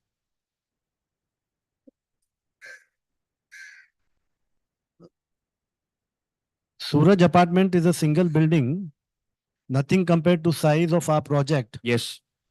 Have they done any self-redevelopment project of our project size? I think No. you have answered that question. No. Yeah.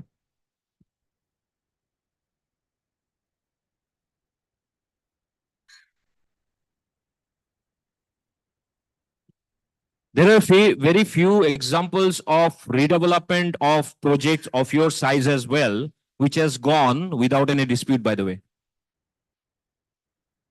If you look at developers' record as well, your size of project, there are very few that big developers normally they pick up greenfield projects because redevelopment is a hassle for them as well, because from Go-to-market point of view, it takes a lot of time, a lot of patience, a lot of coordination because they can't go ahead without signing PAAs, etc. So there are big companies taking up projects, redevelopment projects. There are few, but those projects which have been taken, there has been huge discontent from the existing members as well. So the point to be noted is that while we have not done project of that size, self-development, we believe that that example will come out very shortly in a short term than in the long run, because obviously it's a win-win situation for everyone. One point that I would like to point out, you've got 4 acres of land. The property price today, land price would be between 320 to 400 crores. That's your equity in the project, right? And when you put equity in the project, when you sign a development agreement, on day one, your equity is gone. You have put it on the table. So you need to see how much the developer is bringing on the table on day one. So there is nothing. Obviously, it's an expectation of rent, expectation of corpus. You should be mindful about that. I'm again not saying that you should not go for development. It is completely up to you. Both developer models also have been successful. And there are people who have done great projects in this city. It's not that I have been part of that. We all have been part of that ecosystem, by the way. But the question is, you can only decide what is good for you. Our job is to put forward those numbers. That's what we have done. Sir, yeah. Yes. Could you touch upon, because the height you have gone about 10 feet. So I'm assuming that you have taken above 57 meters. Can you just touch upon that, which we had discussed? Yes. So basically, here the 57 meter is the normal civil elevation height from the AGL that you get. The other part is that to accommodate the FSI, to have more open space, there may be a requirement to have a higher ceiling height, maybe a requirement to go to Delhi to get higher area. So there's an example, obviously the road next door property is 69 meters, which is, so we have considered that. So you have proposed it? 60, more than, more than 57, more than 57. So can you tell us the process? So there is, what is the cost involved and the timeline? Yeah, so the cost would be approximately 2 crore rupees, which is covered in the miscellaneous. You have seen there is a 8 crore provision which was kept. And timeline takes around 6 months. So basically when the design is happening, the civil aviation NOC comes in, because you don't need it beyond, like once you start, it's a fairly automated process, because what they do is they do a survey. They have the civil aviation department, they do a survey from Delhi, and then they give you that height. So 69 has already been established here. So you'll get around 69 meters. You mentioned about tax-free corpus. Yep. And could Mr. Oza just elaborate on that? How, because it is our understanding that what we receive in self-redevelopment is a profit sharing and therefore is liable for tax. So before I give it to, before I give it to Rakesh, I'll just very quickly tell you the structure is, it's up to you how you want to disburse it. So the moment you declare surplus as profit, is going to be taxed. So hence, we had proposed that you have to, like a developer, on day one, will do you can, in the PA, you can mention that society will give a corpus of 11,000 or 12,000, whatever, to members. And then whatever the surplus is, then you feel that the surplus is going to be 12,000, then we can always change the document. Then it becomes like a hardship. On society's books, it becomes cost. On individuals' books, it's a gain. But that gain, because your benchmarking price and your, it's going to be hardly any tax. There'll be no tax almost for most of the members. Can you do a calculation? Let us know, because that is a very important point for us. There will be no tax. Reason being, what the members are parting is the right into that the additional FSI, and that additional FSI, when they are selling it out, that is a capital gain, and that will be reduced as an investment cost of a members when they are opting for either Section 54 under an Income Tax Act. So this way, this entire mechanism will be coming out. Can you just give us a note on this, which we can circulate? Definitely. Yeah. We will send that. See, I think what you're saying about the benefit in the members' hand is clear. That is, whatever you get, you're reinvesting in a bigger flat. So Section 54 will apply. The question is that, when you are doing self-redevelopment, the society is the developer. And therefore, in the hands of the society, if I sell, let's say, my flats and get a revenue of, let us say, 100 crores, and if all my costs add up to, let's say, 50 crores, and I have a profit of 50, that 50 will attract tax. No. Now the question which is coming now, it is the planning, the document what we are executing initially. Okay. So we are projecting certain percentage of a profit, which will come to the society, which will be distributed. So based on that assumptions, we are now preparing the PAAA and we are putting that figure. And that figure might go slightly upward or slightly downward, that the society committee can ratify later on at the time of completion of project and can done away with that process. No. What is that called? Meaning in the hands of the member, under the 7 items of income, it will come as what? It is a capital receipt. It is a capital receipt. How can it be a capital receipt? Sir, what you are parting as a member? What you are parting? Not a question of parting. Are you aware of the Telangana High Court judgment on GST? Where they are saying that because there is no transfer of title, any services in a redevelopment agreement will attract GST. So if you apply the same logic here. GST, there is a different pronouncement change in the section 7, and the society and the society services by the society to the member have been specifically included as a service, and that's the reason the concept of mutuality is not there, which was earlier enjoyed by the society. And because of that reason, the entire, even the maintenance above the 7,500 have been taxed under the GST. See, GST is a different issue. We already have an opinion from 2 leading chartered accountant firms. Sir, okay, and we are clear beyond doubt that the income of the society will attract 30% plus 4% cess, Sir, 25%. Sir, that's the reason I said I want to interrupt over here. If you say after the society completes the entire thing and then want to distribute, it is a business activity which is going to attract a 30% of tax, you are right. But when you structure a document, you get it out at a day one, what is going to be what about, I just ask a simple question, what about the rent? No, rent is separate. Sir, it is, no, sorry. Sir, in the hands of a society. No, let's not confuse the issues. Rent is paid because for the time that I vacate my flat and come back, I'm being paid rent like a compensation. If I incur actually rent, I get a deduction. It is allowed expenditure in hands of society or not? No, because you're paying it. So you're paying it to the member. You're paying it to the member. So for the society, it's an expense. For the member, if he, let's say tomorrow says, I've got another flat and therefore I'm not actually paying rent, it'll be taxable income. No. That taxing in the hands of a member is a different. I'm talking about a society first. They get a deduction.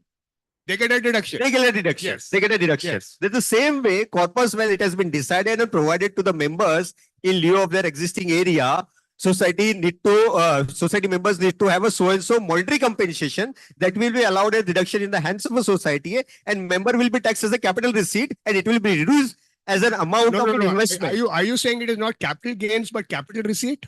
It is a capital gain which will be a capital receipt which should not be taxed. How can it be capital gains and capital receipts? Sir, capital gains which will not have the taxable value. No. How can it be? No. Today arising out of my right to the redevelopment capability. It is the reason being the right which you are getting is not because of your property holding. It is because of a DCPR change regulation which doesn't have a cost. Has this model gone through the test of income tax in any? Yes. There are a couple of judgments which we can quote and we can run through that opinion, and we can discuss on that note. Can you send it to the society? Definitely. The internal auditor and our treasurer. Definitely, sir. Because we have, unless let us say this is a very innovative idea which has come from you, which is hats off to you.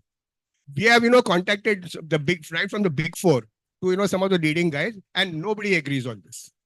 Sir, we will share a note with you. Just check on that part, and then we can discuss more on that part. So Vijay, I request you to just examine this. Oh, no, one question which I've got. You are saying that the outgoing is going to be only 8 rupees a square foot, right? I'm talking now of a flat which is being booked by L&T Construction, where they're saying it'll be 14 rupees a square foot. Okay. Yep. Yeah. And the list of benefits, right from swimming pool Right. to salon Right. to everything is there. Yeah. Yeah. So the kind of construction that you have assumed and the amenities, it doesn't appear okay to me. So,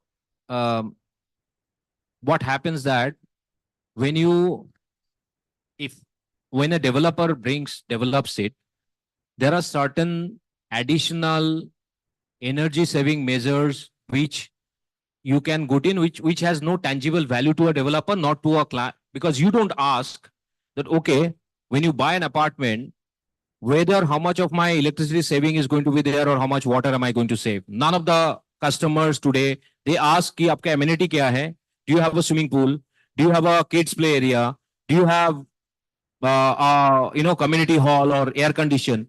What happens that most of these new buildings which they are created, there are a lot of air conditioned areas, right? They are created to attract a certain set of, because if you go upward of 5 crore ticket size, obviously people who are going to come and buy, they need that. So it's not that you are not going to have it in case of sell, but there are a lot of functional aspect what we have considered. For example, Aerocon bricks. You must have heard about Aerocon bricks. They're a little expensive. They are lightweight bricks, heavily insulated, used for green building constructions. Those bricks are almost 10-15% more expensive, even more than the normal concrete blocks, but reduces your energy consumption substantially. So you're talking about using building materials, using technology to bring down your biggest cost is energy and water, right? So that energy and water can be brought down by using smart building systems, by using renewable energy mechanism, which will bring down your per square feet cost of maintenance, which normally a developer doesn't do that because they don't get value out of a customer for that. Because if a developer goes, how many developers you see today, even you look at today's ad, he's saying that, look, I'm making a green building which is rated, gold rated, come and buy. Because people don't care. They will probably care 6 years, 10 years, once it starts hitting them. But today, if we talk about it, no one talks about it. That's why builders don't do that, because people don't value that. But the point is, if you are going to give, very, let's say, what shall we say? If this is premium and you're giving something or no, it will be premium, more than premium. So no, it can't be at 8 rupees. It can't be. So let me put it this way. It can't be. Okay. So this is, look, sir, it is going to be either, if you do not, I'll give you an example of what we are doing at Suraj, right? When you talk about premium, do they have a swimming pool? So if you want, no, we don't. No, we told them not to have a swimming pool. I'll tell you why. Tell us what facilities they have. In Suraj, they have a fitness center. Because normally what happens that you get 2% of your FSI as free for community center and amenities, right? In your case, it will be much larger, around 7,000 square feet. That's it, you will get free of FSI. Mala has fitness center. Mala has a very large lobby lounge, which is double height. You must have seen those. I showed you those 3D views. Mala has got a terrace lounge, which is going to be completely, and they have a ground floor garden as well, on the ground level garden. Apart from that, swimming pool, the members didn't want. Most of the swimming pools, many societies, you may say many societies want it, but a lot of societies find it very difficult to maintain. They don't use it. It becomes like a white elephant after a while, right? So we normally propose that don't keep swimming pool, rather have green areas, rather have functional areas which you can use, rather have senior citizen friendly design which can be used. So our specifications are functional and premium. So definition of premium, if you say, we say that our premium is the quality premium. Talking about double glazed sandwich, 8 feet high. Tell me one building in Santa Cruz. Tell me one building developed by any of the top developers in Santa Cruz giving you 8 feet high window. Everybody gives you 5 to 6 feet. That's a cheaper, because the moment you have a 8 feet high window, that too sandwich, your cost of construction goes up. Why would developer give you? Because you won't value that. Like when I'm telling you 8 feet, you can't imagine 8 feet high window with a completely open glass. That's a very different design and the feel that you will get. That's premium. Premium is not, sir, it is very easy to make a preview theater, calling it a premium project, but it's not. Today with the number of projects which are coming up, right, all across. Yep. if you are not offering what today are considered as basic amenities, na? Sir, what is it? Please tell me what is it. Swimming pool, if you don't have a swimming pool, don't talk of your project as a premium project. Okay. I've been visiting, let's say, several of these projects, Right. to get a sense of, what they offer and all Right. that, right? I am talking about, let's say, an outgoing of 14 rupees a square foot, Mhm. excluding property tax, which for my house in Mahim is just about some 3.5 rupees a year or something like Right. that. So even if that goes up by 100%, Right. it's not going to be a big amount. Right. So we are talking of something like 15, 16 rupees a square foot for a property, okay, which will have everything from a swimming pool to a salon, to a gym, to a creche, to a, name it. And today's youngsters and the people who will buy today, see, in this society, we are all retired people. So abhi jo hum kharid All of that will be there in your property as well. So we are not saying that you are not going to have that. So if you are going to have all that, 8 rupees is not possible. no. So, sir, I think let's if you are, because look, I think what is your biggest cost of maintenance? If you can, we are having that debate. So what is your biggest cost in maintenance? Pardon? Absolutely, electricity. How do you reduce the electricity cost? By using renewable solar. As simple as that. We have On the roof. So we have actually in our tender, which we propose, there are facility, thing for. So we will send you a note about, have you decided what is going to be the efficiency of the solar panels? You get solar panels. There are different types of solar panels with the same carpet area, same surface area. They give you a higher output. So the point is, what we will do is, we will send you a separate note on the factors which will bring down your thing. We'll prove that on paper that two things is going to do. One is that it will bring down your carbon footprint, whether you care or not. We do care. We talk about it. Number two is that it will make sure if you go for that green building, your internal air quality is going to be better within the apartment. We'll prove that with facts. Number three is that your energy consumption with the see what happens that you have multiple leakage points when it comes to energy, water, and maintenance, right? There are three things which you are talking about which will bring down your cost sustain. One is that using innovative solution for building management, water management, and using better renewable products to bring down your cost. That's your energy cost.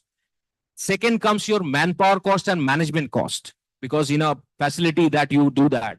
That's what we propose, automated drip irrigation system. Today, there are IoT devices and management system coming at a fraction of a cost. You can give it, install it during the stage in your building, where you can manage right from your individual apartment water leakage to the leakage of your, STP to reutilizing your water, all of that. So we'll send you a write-up to prove the point you are telling about. It cannot be 8 rupees.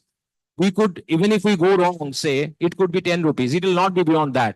It will not be beyond that, because I'll tell you the reason also.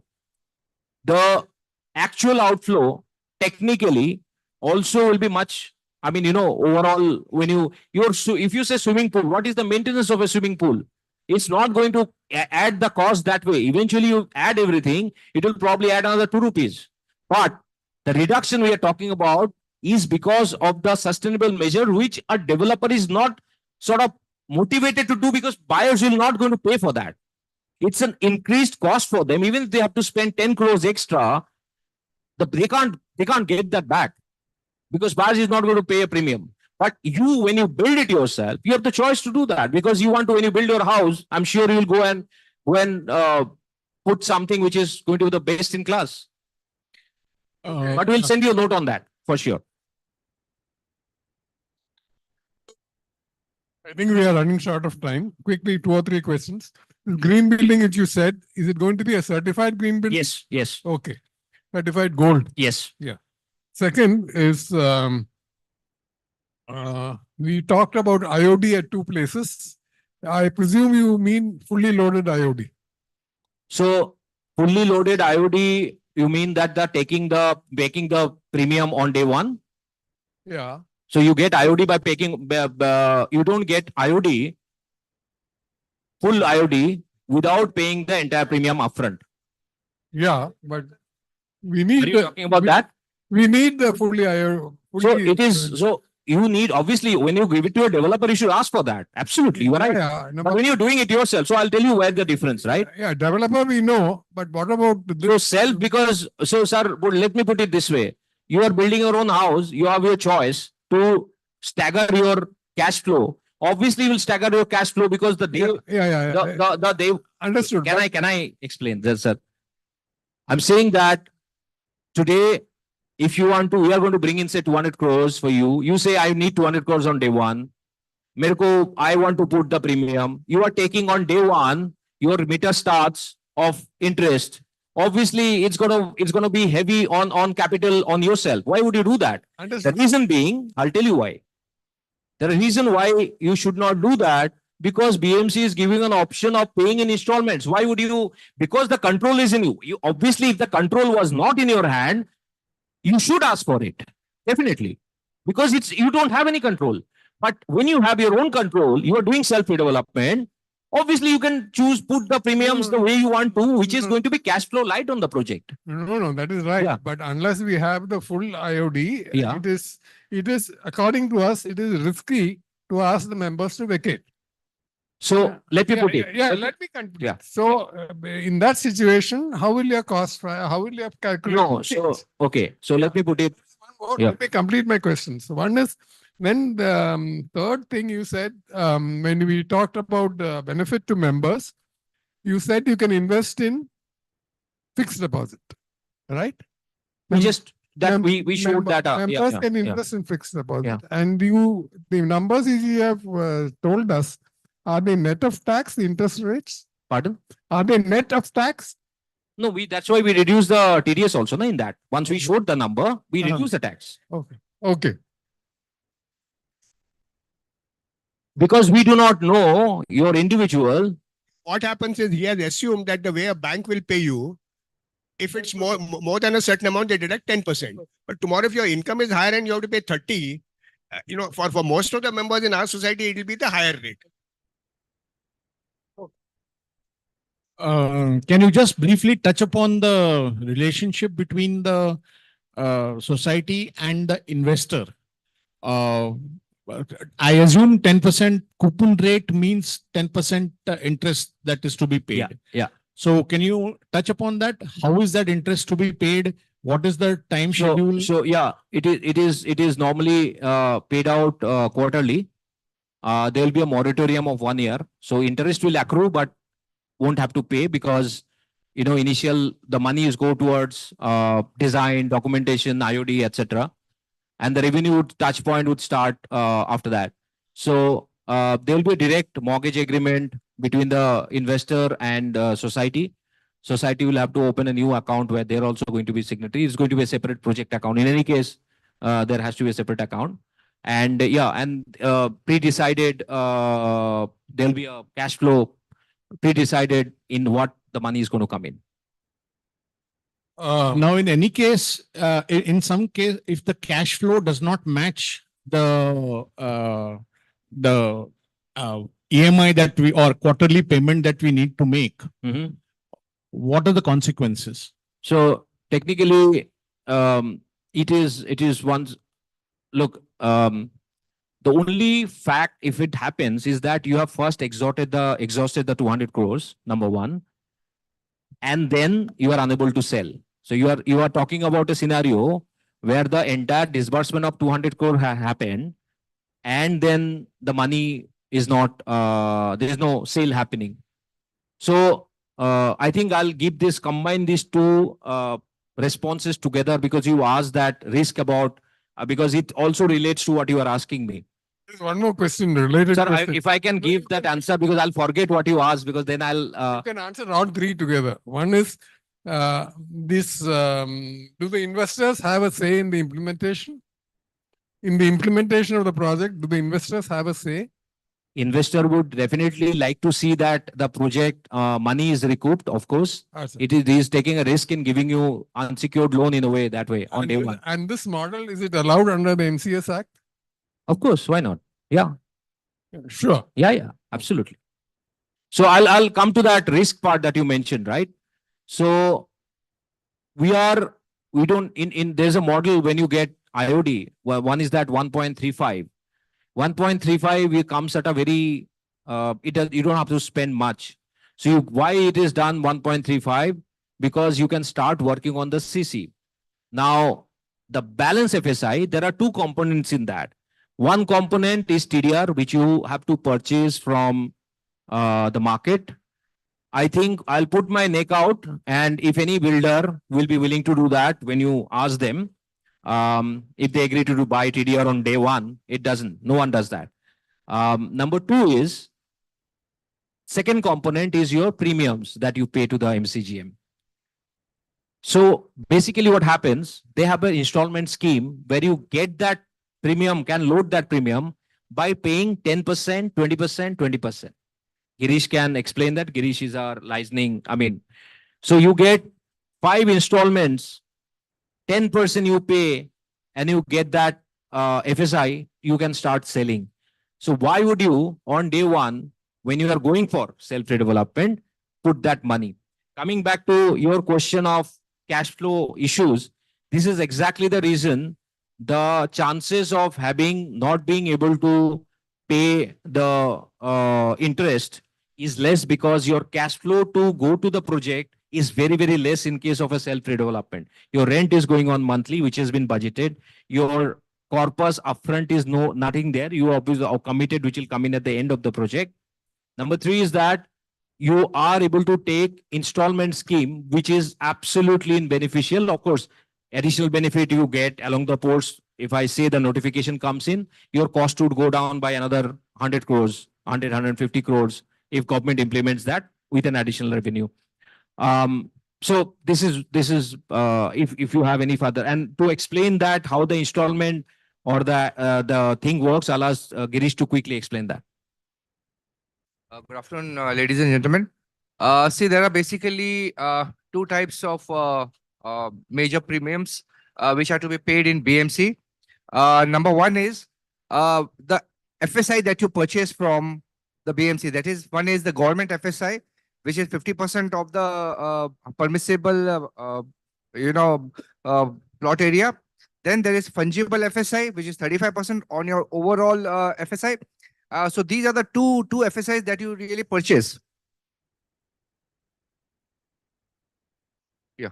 So these are the two FSIs that you purchase from the BMC. Apart from that, there are some additional benefits which you get by paying premiums against your staircase areas. The staircase area, when you take that free, so those premiums also you have to pay.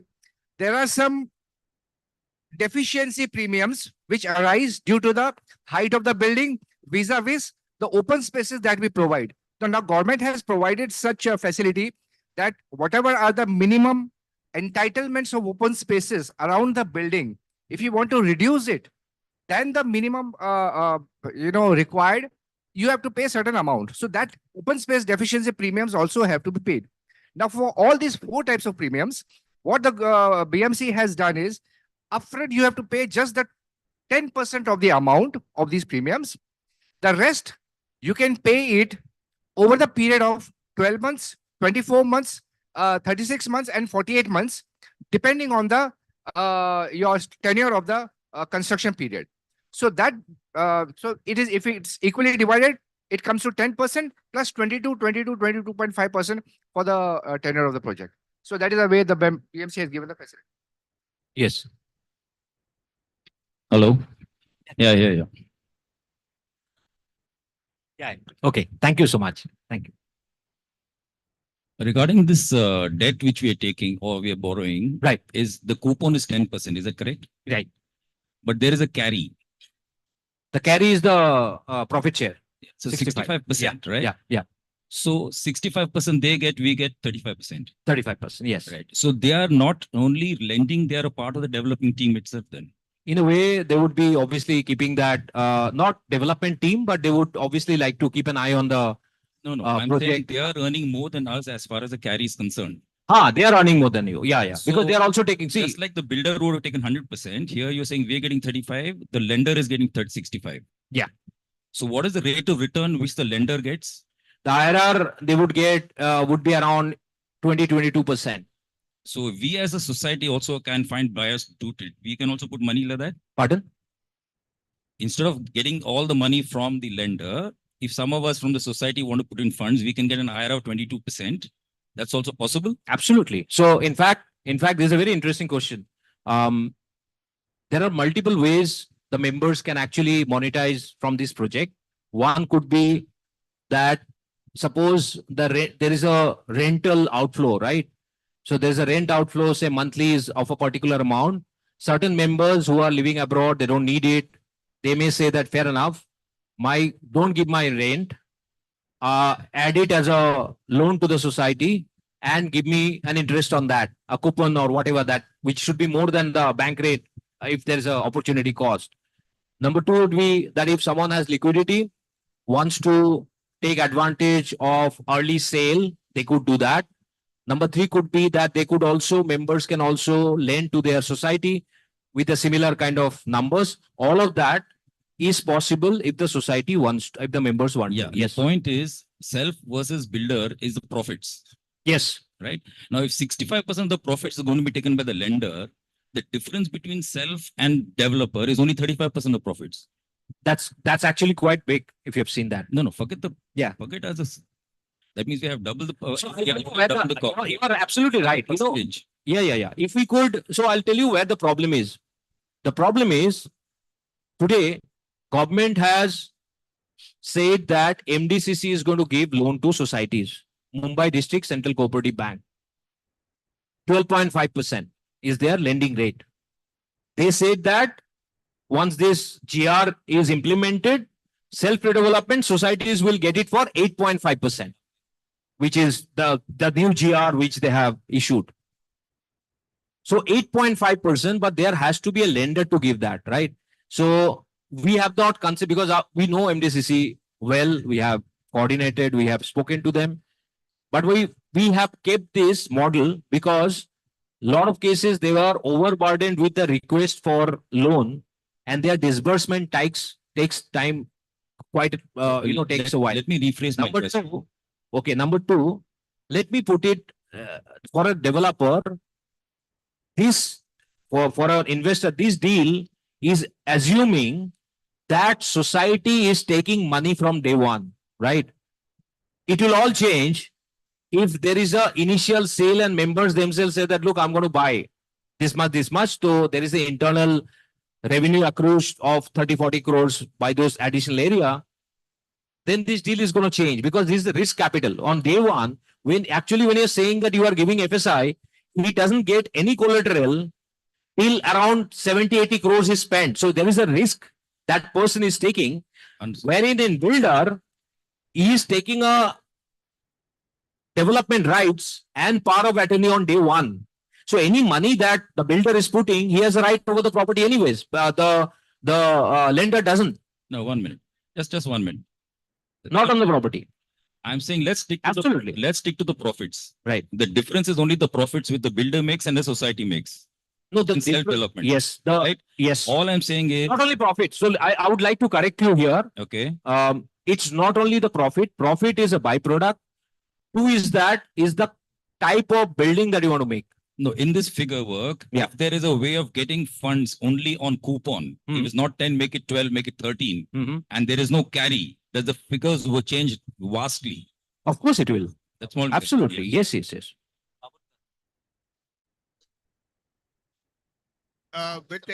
a carry of 65%, intuitively, I said, the IRR is likely to be about 25 to 30%. IRR will depend, of course, it will depend upon the return. Yeah, because see, point number one, the money is not drawn on day one. So therefore, when you average it out of the life, let's assume 4 years, right? The average amount of drawals, outstanding amount will be far less. Right. And on that, if you're going to give 65% over 4 years, even arithmetically, 65 divided by 4 is 15%. So 15 plus 10 is 25%. So it has to be somewhere between 20 and 30%. So that's a horribly expensive, even private. So I'll tell you why it is, because let's put it this way. When you are getting 30 crores, what are you giving against that? No. I'm not questioning. It's a risk capital. No, I'm just talking about it. No, I'm just saying. Yeah. I'm just saying for the benefit of members that you are effectively going out to borrow money at somewhere between 25 and 30%. Okay. No, so that is not the right kind of representation. I'll tell you why. You are keeping the investor, your money of that 65% goes at the end of the project. It doesn't go at the beginning. Doesn't matter. Number two is that the more, assuming that we are going to hit that or more, you are giving that is the IRR. It's not 25%. It could also, because if there is a return is giving fast, IRR will even more. You are rightly. So it could be 25, 30% also. Right. But the point is that if anyone is going to invest in you at a stage when there is no collateral, there is no security, obviously that person is going to expect a certain amount of return from No, that. in this agreement, is it to be understood that if tomorrow, let's say, you estimated to make a profit of 200 crores and you make only 25 crores, so it's again 35-65 share? Absolutely. So therefore, if there is a erosion in the estimated profit, the investor also will take a hit. Absolutely. Will take a hit. Absolutely. There is nothing like a minimum clause. No. In fact, what we have kept here, if you have seen, the minimum corpus benchmark profit has been kept at 6,000. The minimum benchmark is for the society. No, I don't know. You might be having some very charitable investors. I operate in the private equity space. Yep. And if you are saying that, they will take a share in the, in the losses when giving to a corporate society, one minute, Yeah. corporate society which has no track record of redevelopment, right? They're taking a horrible risk, right? And for that, if let's say, they are saying that, they are not going to put a minimum return clause and all that, I don't agree. The coupon is the minimum return, no? Coupon is 10%, but what Yes, is 10%, absolutely. my friend, for a, when he is promising to his LLP, Yeah. right? 10% is nothing. Absolutely. A private So- equity guy today operates with 25-30% return. Right. I'll tell you what. There are AIF funds. So since you know that. So these are HNI customers who people who are going to put money in an SPV, and the SPV is going to give the loan to the society. So I'm telling you the structure. There are 3 options, in fact, for funding. And when you say that, are they going to be part of the loss? Of course. So they are, first of all, capital protection is through the coupon, right? It's priority. It's going to be preferred. It's going to be given back. Tomorrow, we have projected profit of, say, 350 crores. It goes down to, say, 250 crores, right? So obviously, their share is going to be 65% of that is going to go down as well. Your question was that if it makes losses. No. Yeah. No, I'm not talking about the principal amount. Right.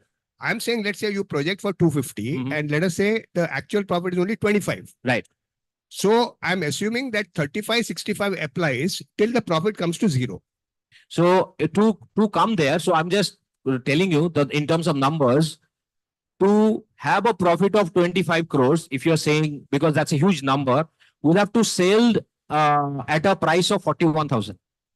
No. That's quite possible. You may not sell anything also. That's a different issue. I mean, just saying what I'm that- trying to say is that, no, of course, See, that can. the point is Yeah. the risk factors which will impact the profit could be on the cost side, on the revenue side, Right. or not sale at all that is there. Right. My question is simply this, that we are saying 35-65 Yeah. is the ratio for actual profit. Yeah. Let's say audited profit in the year in which the last apartment has been delivered. Right. Okay, that's one. Right. Second thing is, are you saying that the investor, Yep. for giving you over a 5-year period money without any security, right, over the title of the land, and without any guarantee that, let's say at least over the 10%, they should get at least another 10% or 5%. Is that the understanding is all I'm questioning? Yes. So I'll tell you, there are, what we have mentioned here is that the money is going to come against the FSI. Obviously, investors ask for land. We said that in this case, land will not be a possibility. We should go for FSI. So talking about having a mortgage, let me put it where the mortgage is going to come in. For the investor, the initial 40, 50 to 75 crores is the risk capital, because the FSI will, the moment the IOD and the CC comes in, the FSI becomes monetizable. That's number one. So it becomes like a complete FSI, which is then mortgaged. So from a risk point of view, the risk capital is the initial 75 crores. Rest is then they have a control over that. So that's question number one. And accordingly, the risk subsequently goes down to a great extent, and they have a huge float. The 200 crore versus a potential revenue of 1,000. So in terms of, if you see the multiple, it's actually 5x. No, so just to put my understanding that they are not asking for any minimum return. No. 10%. Yeah, absolutely. Fine. I just want to check, since our society is trying to, meaning is considering self redevelopment, I don't think internally we have a set of crew to actually man it. Therefore, we'll have to hire it from outside. Correct me if I'm wrong. And in that respect, how is that going to be accountable? Those people should be accountable for the entire period, right from the beginning to the end. Right. So what we are actually doing is, we are providing, you don't have to technically do any coordination. You don't have to do anything. We will be doing. So what are the different parts in a development? First is the feasibility, which has been done. So which is what we are discussing. All of you now know how much money the project man can make. Number two is the documentation. We have 79A process, which process is the same for self or for developer. Somebody from the developers is going to coordinate. From our side, will coordinate. So it's the same process. Number three is that design. Design is where I don't know to what extent you'll have the leverage to be part of the design with the developer. But in this case, again, there'll be an architect who will be appointed. We'll be doing the screening, take your approval. You will be you will be signing on that approval sheet. Design will be done. We'll do the coordination. So what I'm trying to say is that the process is going to be almost similar to if you give it to a developer. And that's how we have created a service entire solution for self-development. Because if you have to spend time, then why would you do that? I mean, it's time, most like he mentioned rightly, most of the people do not have time. They have their own set of problems. So you don't have to appoint anyone else to look after the project, because you will be taking care of that on your behalf. Because our primary objective will be to make sure that we take care of your interest as an appointed agency. As a layman, I feel that then why your company cannot be partly corrupted? Very true. Very true. Yeah. So, for example, where will the money, where is the leakage in there? Let me put it this way. So, there are two leakage points. One is smaller, but it happens, is your out-of-pocket expenses. Because most of your payments are in check, right? It's going there. There's a very small component which goes towards BMC, which also goes through a licensing architect. We don't take anything. It goes to a licensing consultant. So there is a possibility of leakage, even if about us, right? Number two, there's a budget there. So there is always going to be a approval process there. Number two is construction. Normally, a lot of PMCs, a lot of project management, and we come from that background, by the way. When we were in Shapurji, we saw, I don't want to take names, even the corporates. Yes, there are certain amount of people who may do that. So in our case, again, the construction budget, it is going to be on a turnkey. Leakage happens at the site when you approve the bill, right?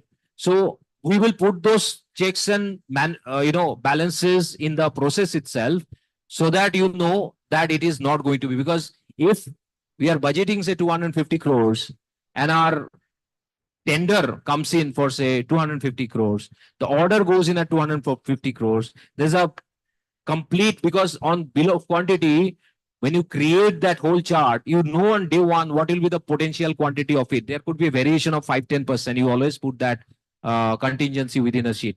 So there's a possibility that, but that's where I'm saying that we can tell you that we don't do that, because those touch points are very limited to take money out. No, actually, I don't think it may be too long to describe here, but given the fact that, you're going to be buying materials, services and everything for maybe 200, 300, 400 crores, sourcing is a big leakage point in terms of the rates that you agree with. Which one? Sourcing. Sourcing of what? Sourcing of all your materials. Let's say whoever is buying, if you're doing No, but it is being, development, like, I think you didn't hear. I said that the contract we will propose that be given to a reputed contractor on a turnkey basis. but look. Reputed contractor, na, is something, let's say, if you say that, this guy is a reputed guy, and then tomorrow, let's say, you just take it from me that he is reputed and you just go off to sleep. I don't think anybody works like that. Not even corporates work like that.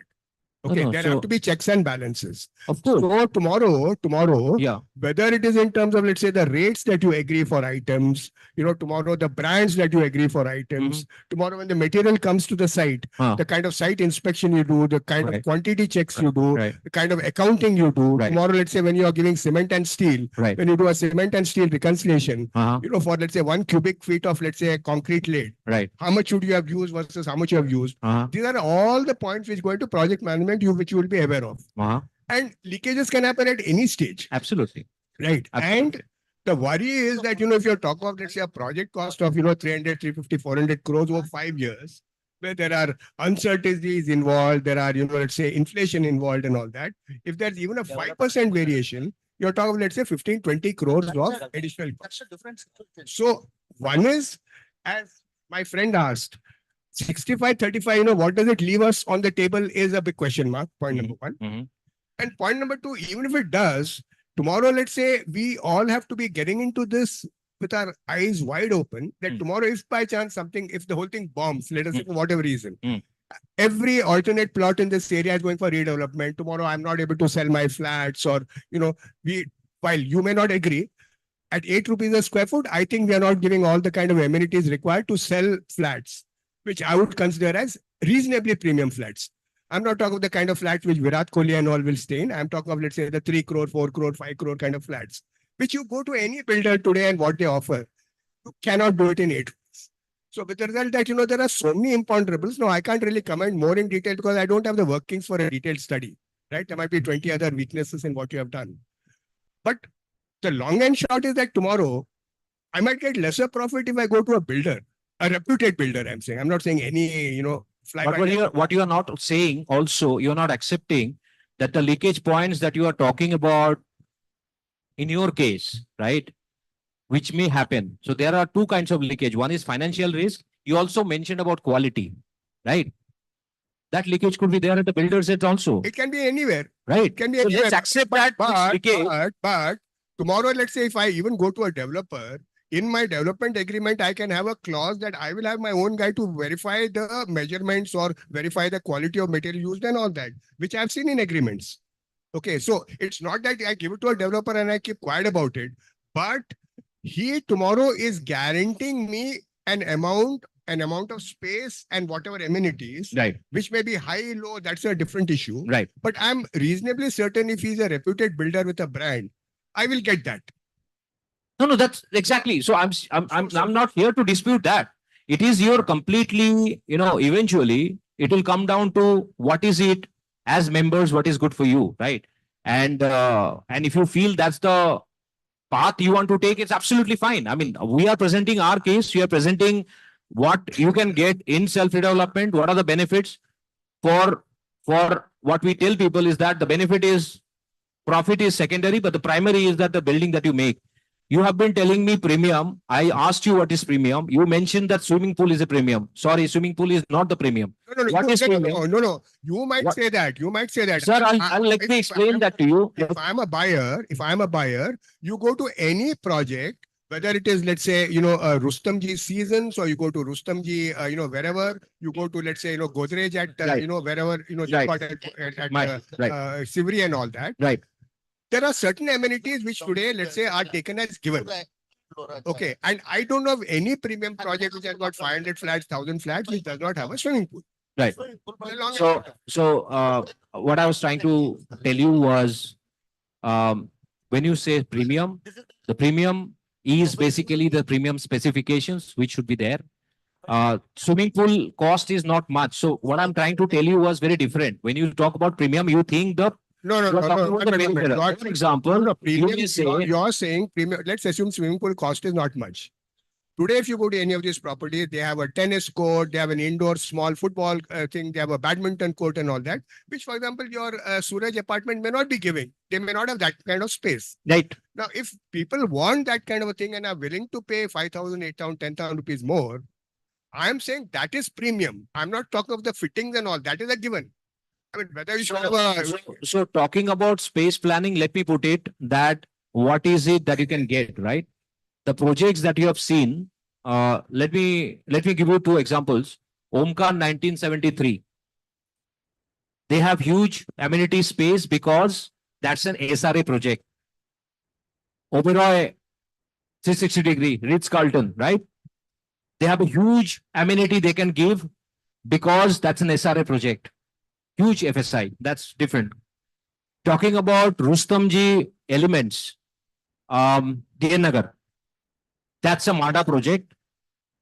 Why I'm giving you this example, I'll come to your total FSI is 37,000.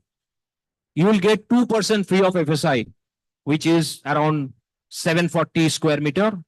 Your total free of FSI space for making amenities, which is internal amenities, is going to be around 8,000 odd square feet. Now see whether you can fit in a tennis court in that, whether you can fit in, because in your case, I'm giving you example similar to your kind of project. Yours is neither an SRA nor a MADA. So the kind of space that you are thinking of that you may get, it has to be limited to, will be limited to 8,000 square feet, is what I'm trying to tell you. Fair point. But in that case, please don't take a rate. Please don't take a rate which may not sustain in the market, because then people will say, there'll be a category of people who will say, okay, I don't want swimming pool, I don't want tennis court, everything. But then that clientele So is let's look at Santa Cruz as a micro market, right? So Santa Cruz as a micro market, if you want, we keep doing, because we have the data points coming out about sale price, right, of projects. None of the projects, most of the projects which are selling, hovering between 60 to 65,000 rupees. There is a project on Podar School Road which will get occupation in 6 months' time, 50,000 rupees. So I'll tell you, the interesting part about Santa Cruz market, while everyone, when someone is going to buy or someone going to sell, there are different kinds of rates. We normally take the data point out from, there are different broker networks, people who have done transactions. You may not get the right picture because there will be certain cash component, because quite a few, the community that is quite active in Santa Cruz is the Jain and Gujarati community.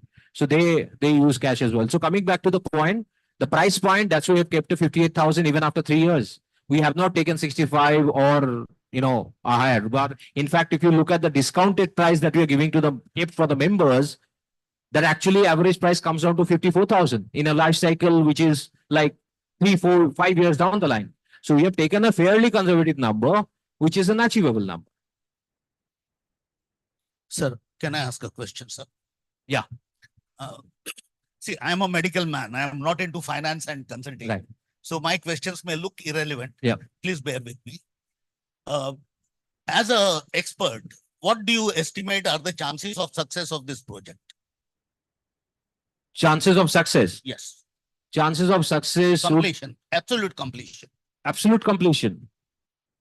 Absolutely. Then that is chances, unless pandemic comes in, which is force majeure, something happens, chances of completion is 100%. I see. No, because 5,800 projects have stalled for the last 18 years only in Bombay till 2023. Absolutely.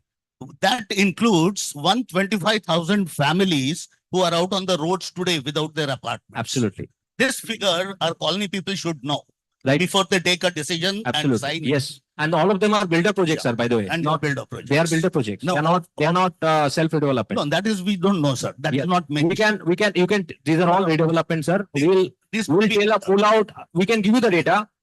Those data also, it's actually 6,800, not 5,800. We'll 6,800 projects. That is now till So 2023. there are projects which are stalled. Those are legacy projects which have been stalled, and there are various reasons for getting stalled. So projects, whether it's there is element of risk in both sides of it, and there is no denying to that. Self will only succeed if members, because normally क्या होता है कि in a family of 4 there are differences, right? You are 190 members, there will be differences. If you don't come together and sort of empower, some of you have to be active, which I believe, because I have seen, I've been interacting personally with my team almost for 1.5 years, and document data points, the way things are managed in your society.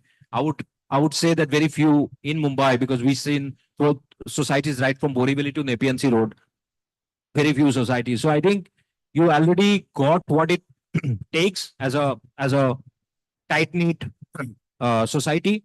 It can, but then you have to take that call. But chances of success in both cases, I'm not saying that if a developer takes it, it's not going to happen. Yeah. There also the chances of success is high because these are reputed developers, and they are, you know, it's not that they didn't have every developer you pick up, you do a Google search, there'll be some controversies or the other.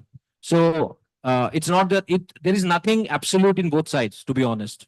You'll have to take a call basis what you think is good for you. Yeah. Like he mentioned, his position is very clear that he feels that is the way, and there's nothing wrong with that. Yeah. So See, yeah. you know, today you yourself said that there is no example of such a large project going for self-redevelopment, right? And I'm sure that, you know, every society goes through this debate of, you know, should I lose this additional profit which I would have got if I go for self-redevelopment? So the very fact that, you know, let's say there are so many large projects which are going in for redevelopment and all of them have gone for builder model and not self-redevelopment only points to the fact that everybody has found it infeasible. So can I respond to that? Can you give us example of such large redevelopment project going on without any hassle?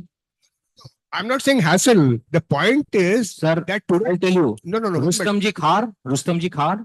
See, do you know how much time it took to complete the project, the small project? No. The point is that at least it took time and it got completed. Sir, if it was self-redevelopment, maybe the guys would have been under. No. So your point, then you are contradicting yourself. I'll tell you how. I'm not contradicting. You just told me when you started off. I'm telling you. May I? No, sorry. Don't distract. Sir, one minute. Just let me finish. Yeah. What I'm trying to tell you is that if there are so many people who are large societies which are going for self or redevelopment and not going for self redevelopment, they would have applied their mind, evaluated. In fact, even the lawyer appointed by our society is saying, don't go for self redevelopment. You know why? Why? Because everybody today, self redevelopment is completely, it's a competition against the developers and the whole ecosystem around it. Today, think of it this way, and I'll come back to the first part because I was going to give you a response to that. Talking about delay, you are assuming that the project has delayed. Rustomji's Khar project actually took 10 years to complete such a small project. Was it started after Maharera? Was it started after Maharera? Sir, it was started before that. Then don't give me those examples. Give examples of delays after Maharera. So let me come to that. In Mumbai, rather Maharashtra, had one of the most, I would say that efficient system called MOFA before, Maharashtra Ownership and Flat Act. RERA technically is not much MOFA. If people had grievances that time as well. I think what you are, Maharera, you have no protection under Maharera. You as a society member, you have no protection. So if there is a delay, let me complete please. So we are talking about that if the flat was delayed, the project was delayed, what happens? There is no problem because RERA, you are not covered under RERA. RERA protects the buyers. Yes. You are not protected under RERA, right? Yes. So technically, if you don't get your rent or whatever reason, if there is a dispute, the delay will affect you as well in case of a developer as well. So the point is what I was trying to make when you say that big projects, big societies are not going for self-redevelopment, we will send you a official mail about the society larger than yours which has undertaken self-redevelopment. Completed. Huh? Don't give me Sir, it's example saying construction underway. So no. So, That's what I'm saying. I'll Sorry. tell you why it is not completed. Can I respond to you? Why it is not completed?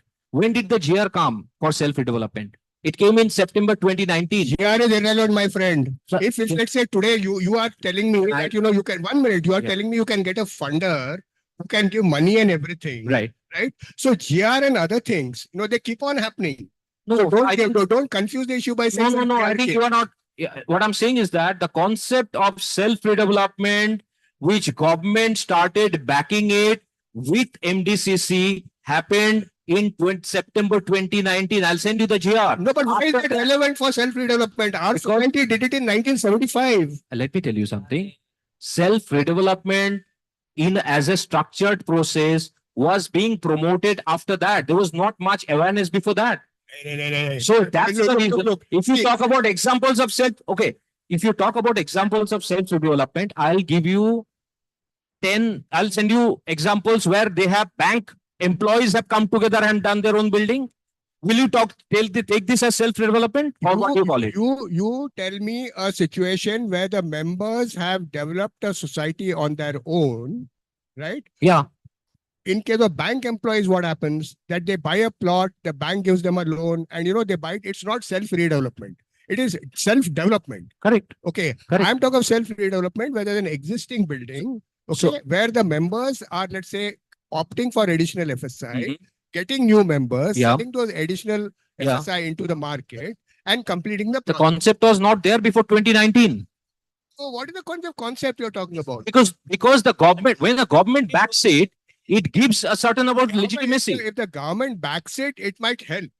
Pardon? But if tomorrow, before 2019, if a society wanted to go and do self-redevelopment, it could have done it. No, so what was happening that time, they did not appoint the structured guidelines which are there today. They were not there before 2019. It matter. It matters. It matters, sir. I mean, how can you DCPR has changed? You would say that, okay. Today, let's say this society was redeveloped way back in the 70s and 80s, right? Right. So there was no RERA at that point of time, no nothing. Right. MOFA was there. Huh? MOFA.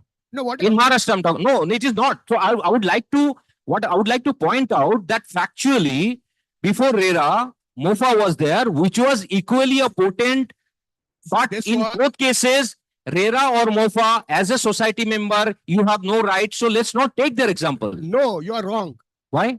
If tomorrow, let's say, I am developing 300 flats, right, which my existing members are only 100 in 3 buildings, right? As far as the balance members are concerned, they've got rights against the developer, right? So therefore, because they will go against the developer, the whole building has to be completed. I'm protected indirectly. You're not protected. Of course, I'll tell you how. Can I explain that? You are a co-promoter when you are sign a development agreement. I'll send you High Court ruling on that. Let me complete. Please. First case will be against the developer. Sir, the first charge will be against the developer. I come in only if the developer defaults. So let me exactly. So the point is that if there is a buyer, if there's a lender, you know that very well. There's a lender, there's a buyer, there's a developer, and you as a society. Right. In the whole food chain, I'm sure you are aware that society comes at the bottom, right? But I've got nothing to do with the lender. No, I'll tell you why. Because if there's a dispute, you as a co-promoter, there is a High Court order which has come in that if payment has to be made if there's a default, there is a buyers which are there and payment has to be made. Society, if the developer defaults, the society as co-promoter has so at the responsible. At the end of the day, right?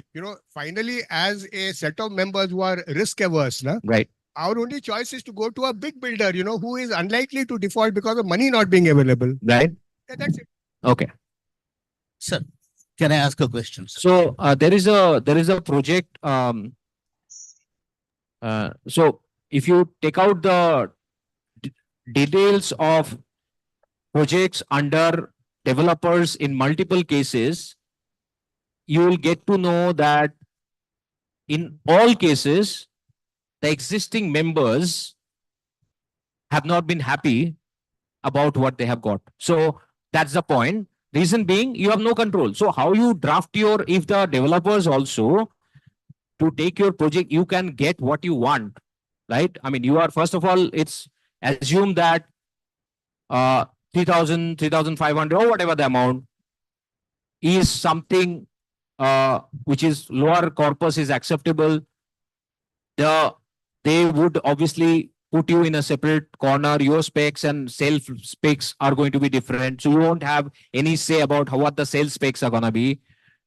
Number three would be that obviously you don't know what kind of, so if they agree to everything that you say, the best deal that you can get out, and you agree that, okay, I don't want to take risk, I'm happy with a very small amount. Obviously, that completely depends upon your appetite about how it is. But saying that self-development, where is the risk? The risk is with money. If there is no self-development are not taking off in cities, there are 1,500 society. Mr. Chandrasekhar Prabhu, he was talking in one of the societies. He doesn't have access to money because they have not been. And it's a matter of time because the big boys are going to come in, because the IRR play in self-development is much better than with a developer, because obviously for different reasons, right? So I would not say that, provided the project is financially closed, which that's why you're bringing in the money on day one to demonstrate that your risk is absolutely on the lower side, because you have control, you have money in your account, and project can take off. So it could have been risky if you all of that had to leave the society and still there is no money. We are bringing money on day one. So that's why I'm saying that the project risk is going to be much lower. Sir, yes, one yes. question, sir. Sir, your company fees are 94 crores, right? No, it's less. For the entire project? No, it's less. I see. Yeah. Approximately, what is the figures? Approximately around 65. 65. Yeah. And that would be paid on a monthly basis till the end of the project. There will be a certain amount which will be percentage which will get after the project is financially closed. OC received. So just 2 or 3 questions Yeah. related to this. Would you be averse to taking the entire fee at the end of the project? So it makes us feel confident that you are going to complete the project and be with us till the end. Correct. So initially, so what happens that we are providing you service, we'll have overheads, salaries to make. We could do that, provided you give us more money. We have got, if we take 30 crores more, we'll do it. We'll raise capital, we'll cover that cost. So the point is that we did some changes, worked out the numbers, gave an offer, considering how much money you're giving. So ours is going to be, model is fairly simple, that we work, we get paid. So on monthly basis, we take it till the, if you divide it over a period of 5 years, and with the retention part, which is at the end. So our motivation is to work and perform, because without that, if we don't perform, we have a service agreement. You could get another, because the money to paisa to hum leke aa gaye. Aapko kya chahiye? If we don't work, then you could probably try and, if we don't perform, you can always change. You can get another vendor. But it will, as long as we perform, we'll be taking the money, and we'll be taking from the project cash flow itself. So what are your risks? Our risk, I'll tell you what, like what I said, we make it, we bring the money, we start the project. You bring the money, but we are responsible for the money. Your responsibility is to return. Yes, you are, because you are the primary lender. If we had to take it, see, the structure is simple. You are taking loan because you are taking also the profit, higher profit, right? So if we had to take the loan on our books and, invest in the project, we will be like any other developer. Then we would have given you whatever little corpus, because eventually the risk versus return, right? And so our risk is, let me tell you, we have a huge risk. Tomorrow we bring the project to a stage, CC comes, we get money, aage ka paisa aa gaya, FSI's work is happening. Society, somebody may think that, okay, why do we pay these guys? Now to everything is done. Terminate their contract and let's get someone else who is maybe cheaper, right? So that's our risk. I agree. What happens if the reverse happens? In your company, there's a dispute and you dissolve the company. Pardon? If you dissolve your company in between the project, you have no risk, because see, you will get service providers. See, where is the risk? Your risk is that you first capital, second approval, right? Third is like whatever. So if my company can only dissolve if we don't get any projects, because if I have your project, my company cash flow is anyway, today is a cash flow positive business anyways. So there's no reason for dissolution if I have a cash flow positive business with you. I'm just saying worst case scenario, you are saying that what happens? You can appoint someone else, no? You're of course, because you got money, you got everything done up. So it's a platter which is ready. You can get anybody. Anybody would love to come and do it at a much cheaper cost that time, because the hard work is in the first 1 year. After that, there is no work. This all routine then. And one more last question. Yeah. So I can see that you are taking very incisive, very sharp questions. No, absolutely. With a lot of tolerance. Absolutely. After we sign, will you have the same tolerance? You can ask my existing clients, sir, who are doing. And we see, I'll tell you, self-develop, you are very, very valid questions because, you know, when we buy a car, yeah, till I buy it, they are very, very true. The minute you buy it, they don't bother about you. I'll tell you that it's about temperament, because in you all, there are a lot of people who are retired. There are a lot of people who this is their only property probably. Yes. And there's a lot of, they have this whole, thing about, so you cannot, unless we have this attitude of dealing with things in a patient way, we'll never be able to do this, because that's the reason the development is what? In a redevelopment, we'll say that, okay, put some guy and get it done. But this is here, there'll be a service at every stage. We receive separate, somebody may come out and say that, look, can you help find a apartment for us? The relocation is one of the services we provide, that somebody needs a broker thing, and then all these coordinations are done. So unless we provide this sort of services, because we'll never be able to do self-development, because self-make, you all have your views. It's a more of a democratic setup, right? So even if you are wrong at times, we'll have to be patient and tell you why you are wrong. So either you get convinced or we get convinced. That's how it is. So these buildings are all 40 years old. Right. I understand that the life of a building, a good building, is 75 years. Is that correct, sir? Ideally, they take it at 50 years. 50. Yeah, it's taken as 50, but ideally it should be more. It is more. So suppose we take it at a middle figure of 60. Yeah. So we've got another 20 years to go for these buildings. Is this the right time to go in for redevelopment, considering that most of our residents are senior citizens with their children in other countries? So I'll tell you, there is no right or wrong time. I'll give an example of buildings which went for redevelopment, say 10 years back. One data point I want to give you. Over the since 2010, which is 14 years, the Redirectioner price in Mumbai, the premium cost has gone up by 40%. Yeah. Right? So your cost of development has gone up. Your commodity prices have gone up. According to us, this problem, by the time another 20 years, some other people will become senior citizen then. Yeah. Right. So there is never a right time. So this is something that you have to, you ideally what you see on the outside, that is maybe a good building, but internally, structurally, there's always, a decay, and maintaining that becomes more expensive. Thank you. Thank you, sir. You're welcome. See, you are being paid today. Yeah.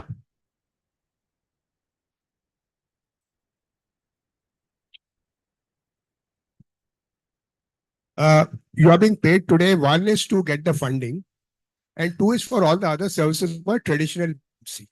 Everything, right? yeah, everything, yeah. So now suppose, let us say, that 25% plus IRR, appears very aggressive. So if we can get somebody else to fund us at maybe 20%, and you only be the PMC, so what would your we don't do fundraise only for projects. We do, so those people are also, you think you are into private equity, so you know very well that when funds invest, they don't know you, right? Why are they investing? They are investing because, one, they know us. They feel that we'll complete the project because it is our performance. No, that is sorry. If let's say we get a fund, pardon? Get a funder who is willing to fund our society other than who you are getting. Okay. Right? We get it. how to convince him and all, let's assume Right. you leave it to us. Right. And you are only going to be a PMC, then what will your charge be like? No, so that we'll have to decide, because whether you want us to do sales and marketing or not, whether you want us to take care of the entire design coordination, approval coordination, all of that. So legal side of it, inputs, taxation, RERA, GST. No, that all is included in your fee now, no? So absolutely, our coordination fees are all included. So you are basically saying that take the funding out of the way. We'll have to figure out. We'll get back to you. We have not thought about that. Okay. I had a few questions. Yeah. Okay. Yeah. Currently, is this under regulation 33(7) or what has been considered for 33(7)(b), yeah. Yeah. 33(7)(b). And in terms of the amenity area, how much would we have to give? Amenity is actually you get 2% of your total built up area, FSI. No, the amenity area which is to be handed over to the BMC. RG, reserve ground, RG. Yeah. No, not just the RG. There's a your amenity space. Amenity space. That is there, na? It is the same, na? It's already there. It's in your so when you had when the approval of 1973, I think, it is already showing these two as RGs and The two amenities. RGs as amenities. So, yes. So basically, they were not taken into your FSI that time also. Hmm. That is one of the reason we also did not, because there were conflicting opinion within BMC, because they were also surprised that how come they have not yet taken the land. So you would get, in terms of space, it's going to be the similar space. So does it mean that the RGs will be considered as the amenity? So there's nothing going to be carved out of the 12,000 square meters? No. That is one thing. But does that mean that the control of the grounds, the RGs that are currently there, RG1 and RG2, with whom will it be?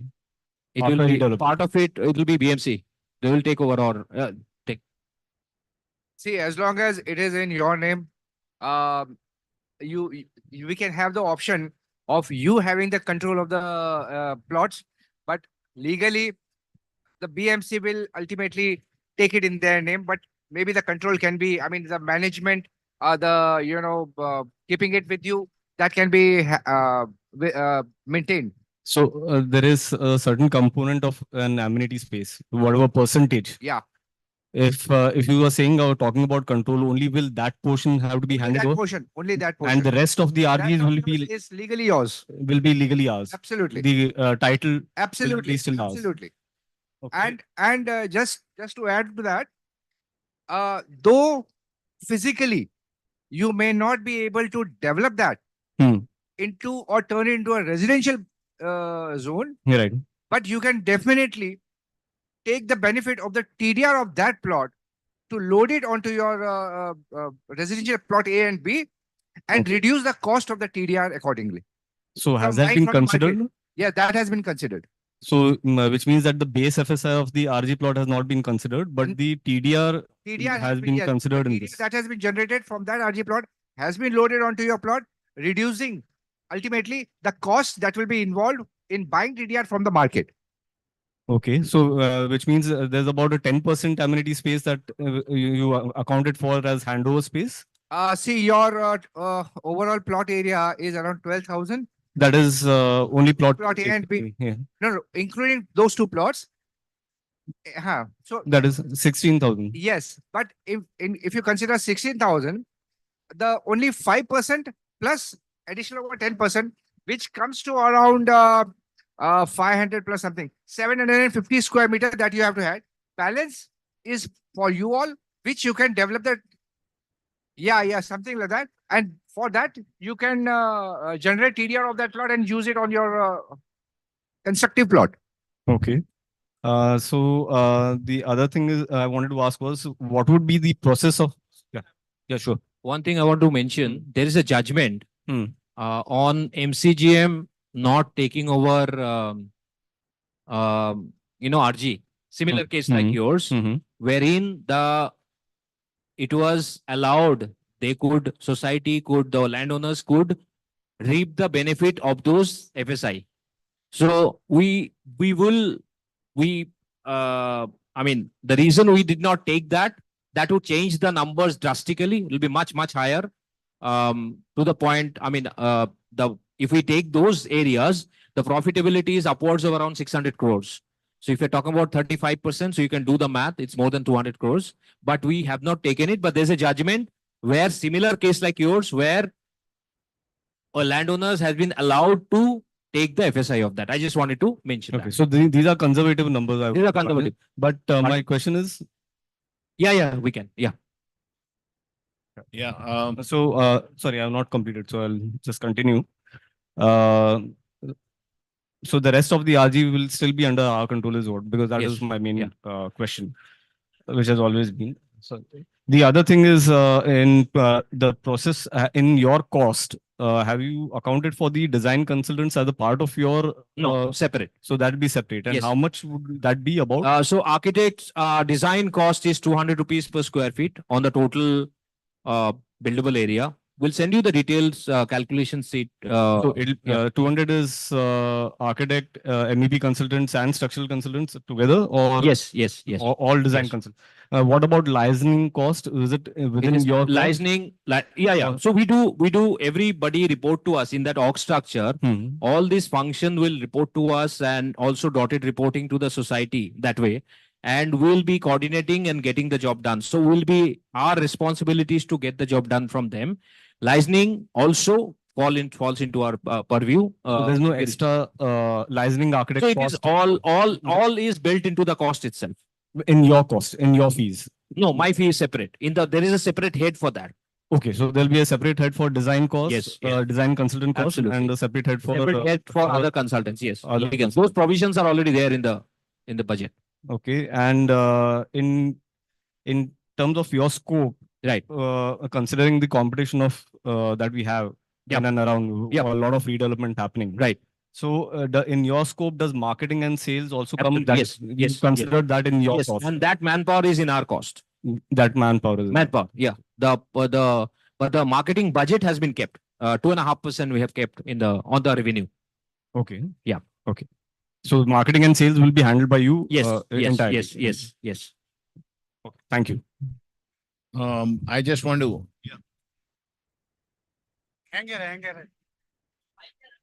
Hello.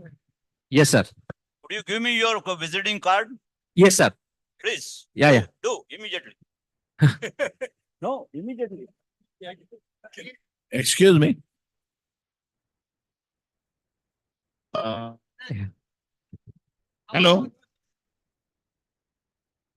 Yeah. I'll give you.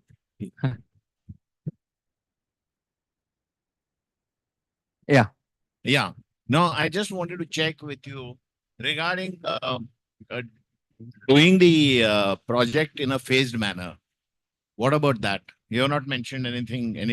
Like I said, at the beginning, I said that there's a schedule that we had indicated was considering that if you go at one go, but at the same time, the opportunity and the benefit for you to, when you go for self, is that you can phase it out, right? So that will be subject to how you want to phase it. Because it will depend upon the number of buildings that want to be vacated first. Some people can be housed in those buildings and the others will take up. So all of that can be definitely planned and do it. Yes.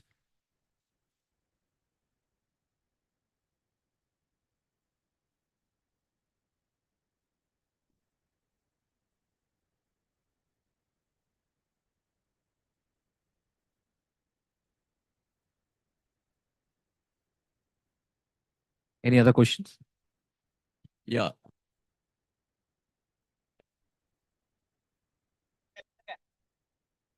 Yes, sir.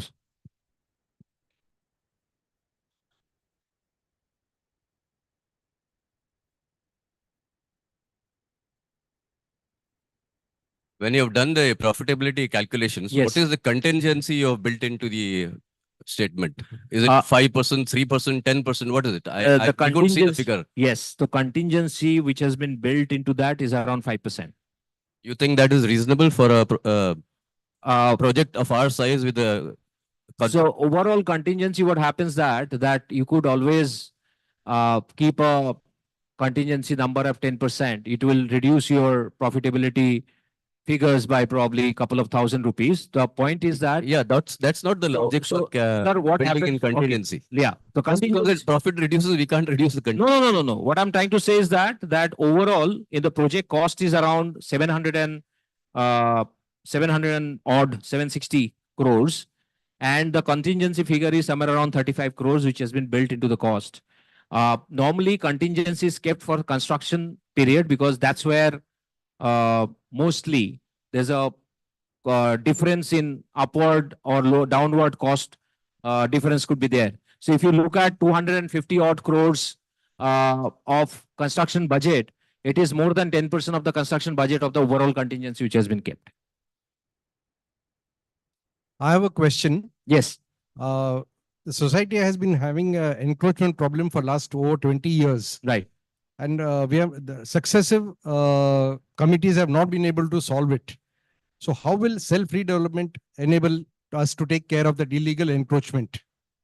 In fact, we have taken that into the area calculation. And on a worst case scenario, I mean, which will anyway either be we have taken the areas to be allocated to those encroachment part of it, but as a budget, but that needs to be taken care of. So we'll have to take care of it with along with BMC and that we will take care of that. No, when you say we have taken care of, means you have excluded that area? No. So you have included that Yes, area? in the cost, yes. So the worst case scenario, so there's whether even a developer comes in, there'll be certain monetary consideration to that, right? Eventually, whether you give them area or you give them money, certain things have to be given because they have it's something called adverse possession, right? So all of that will be taken care of during the stage of the approval, because we on our part we have calculated and included that in the cost itself. Because builders, we hear that builders can use strong arm tactics. We don't have strong arms. So builders, none of today, it's very, very difficult to use strong arm. I mean, eventually it's the BMC which will come in the picture and the police which will come into the picture. So it's the same process in both cases where there are monetary part which is involved.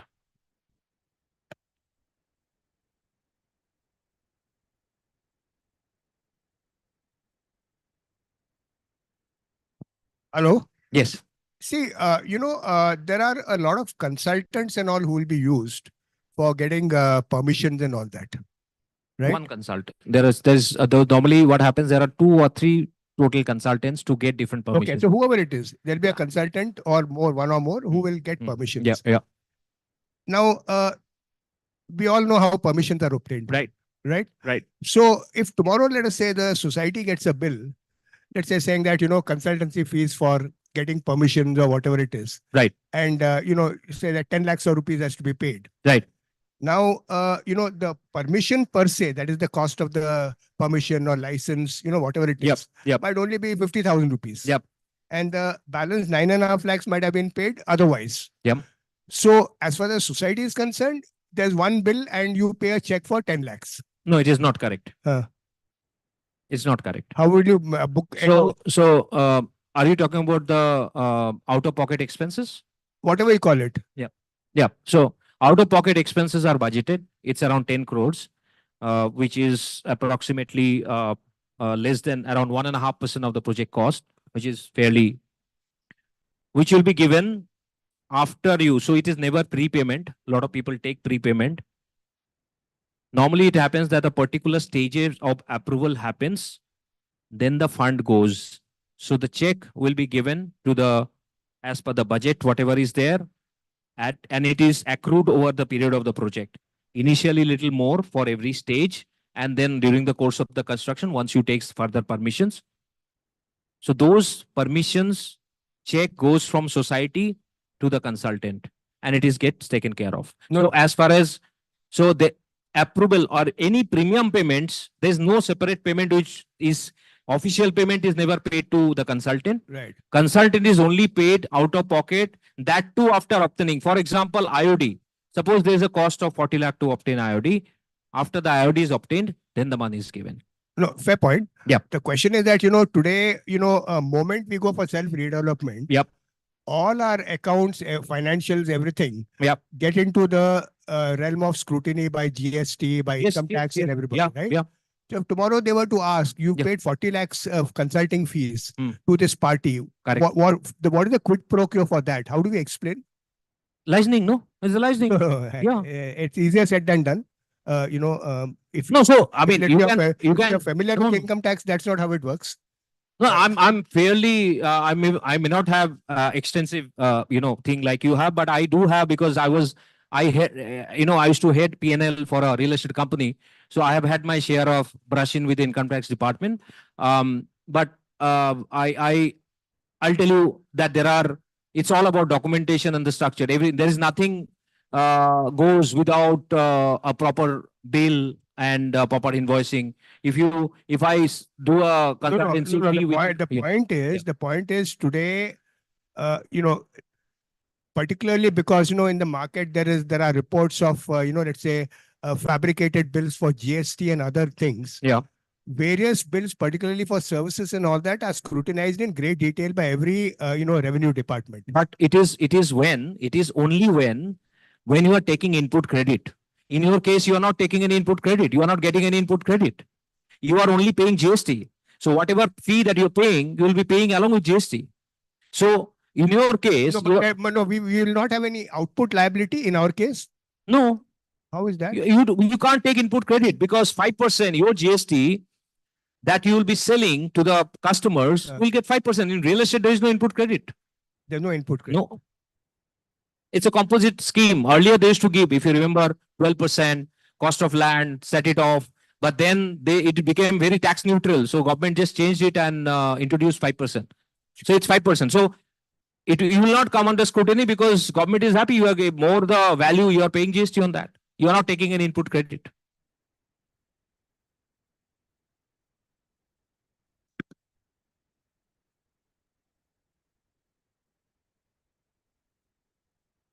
So thank you very much, Surjit ji and your team, and thank you everyone. Thank you everyone. I think it's almost, I can see 3 hours of very intense discussion. Thank you for giving your time. Thank you for calling us. Thank you. Thank you.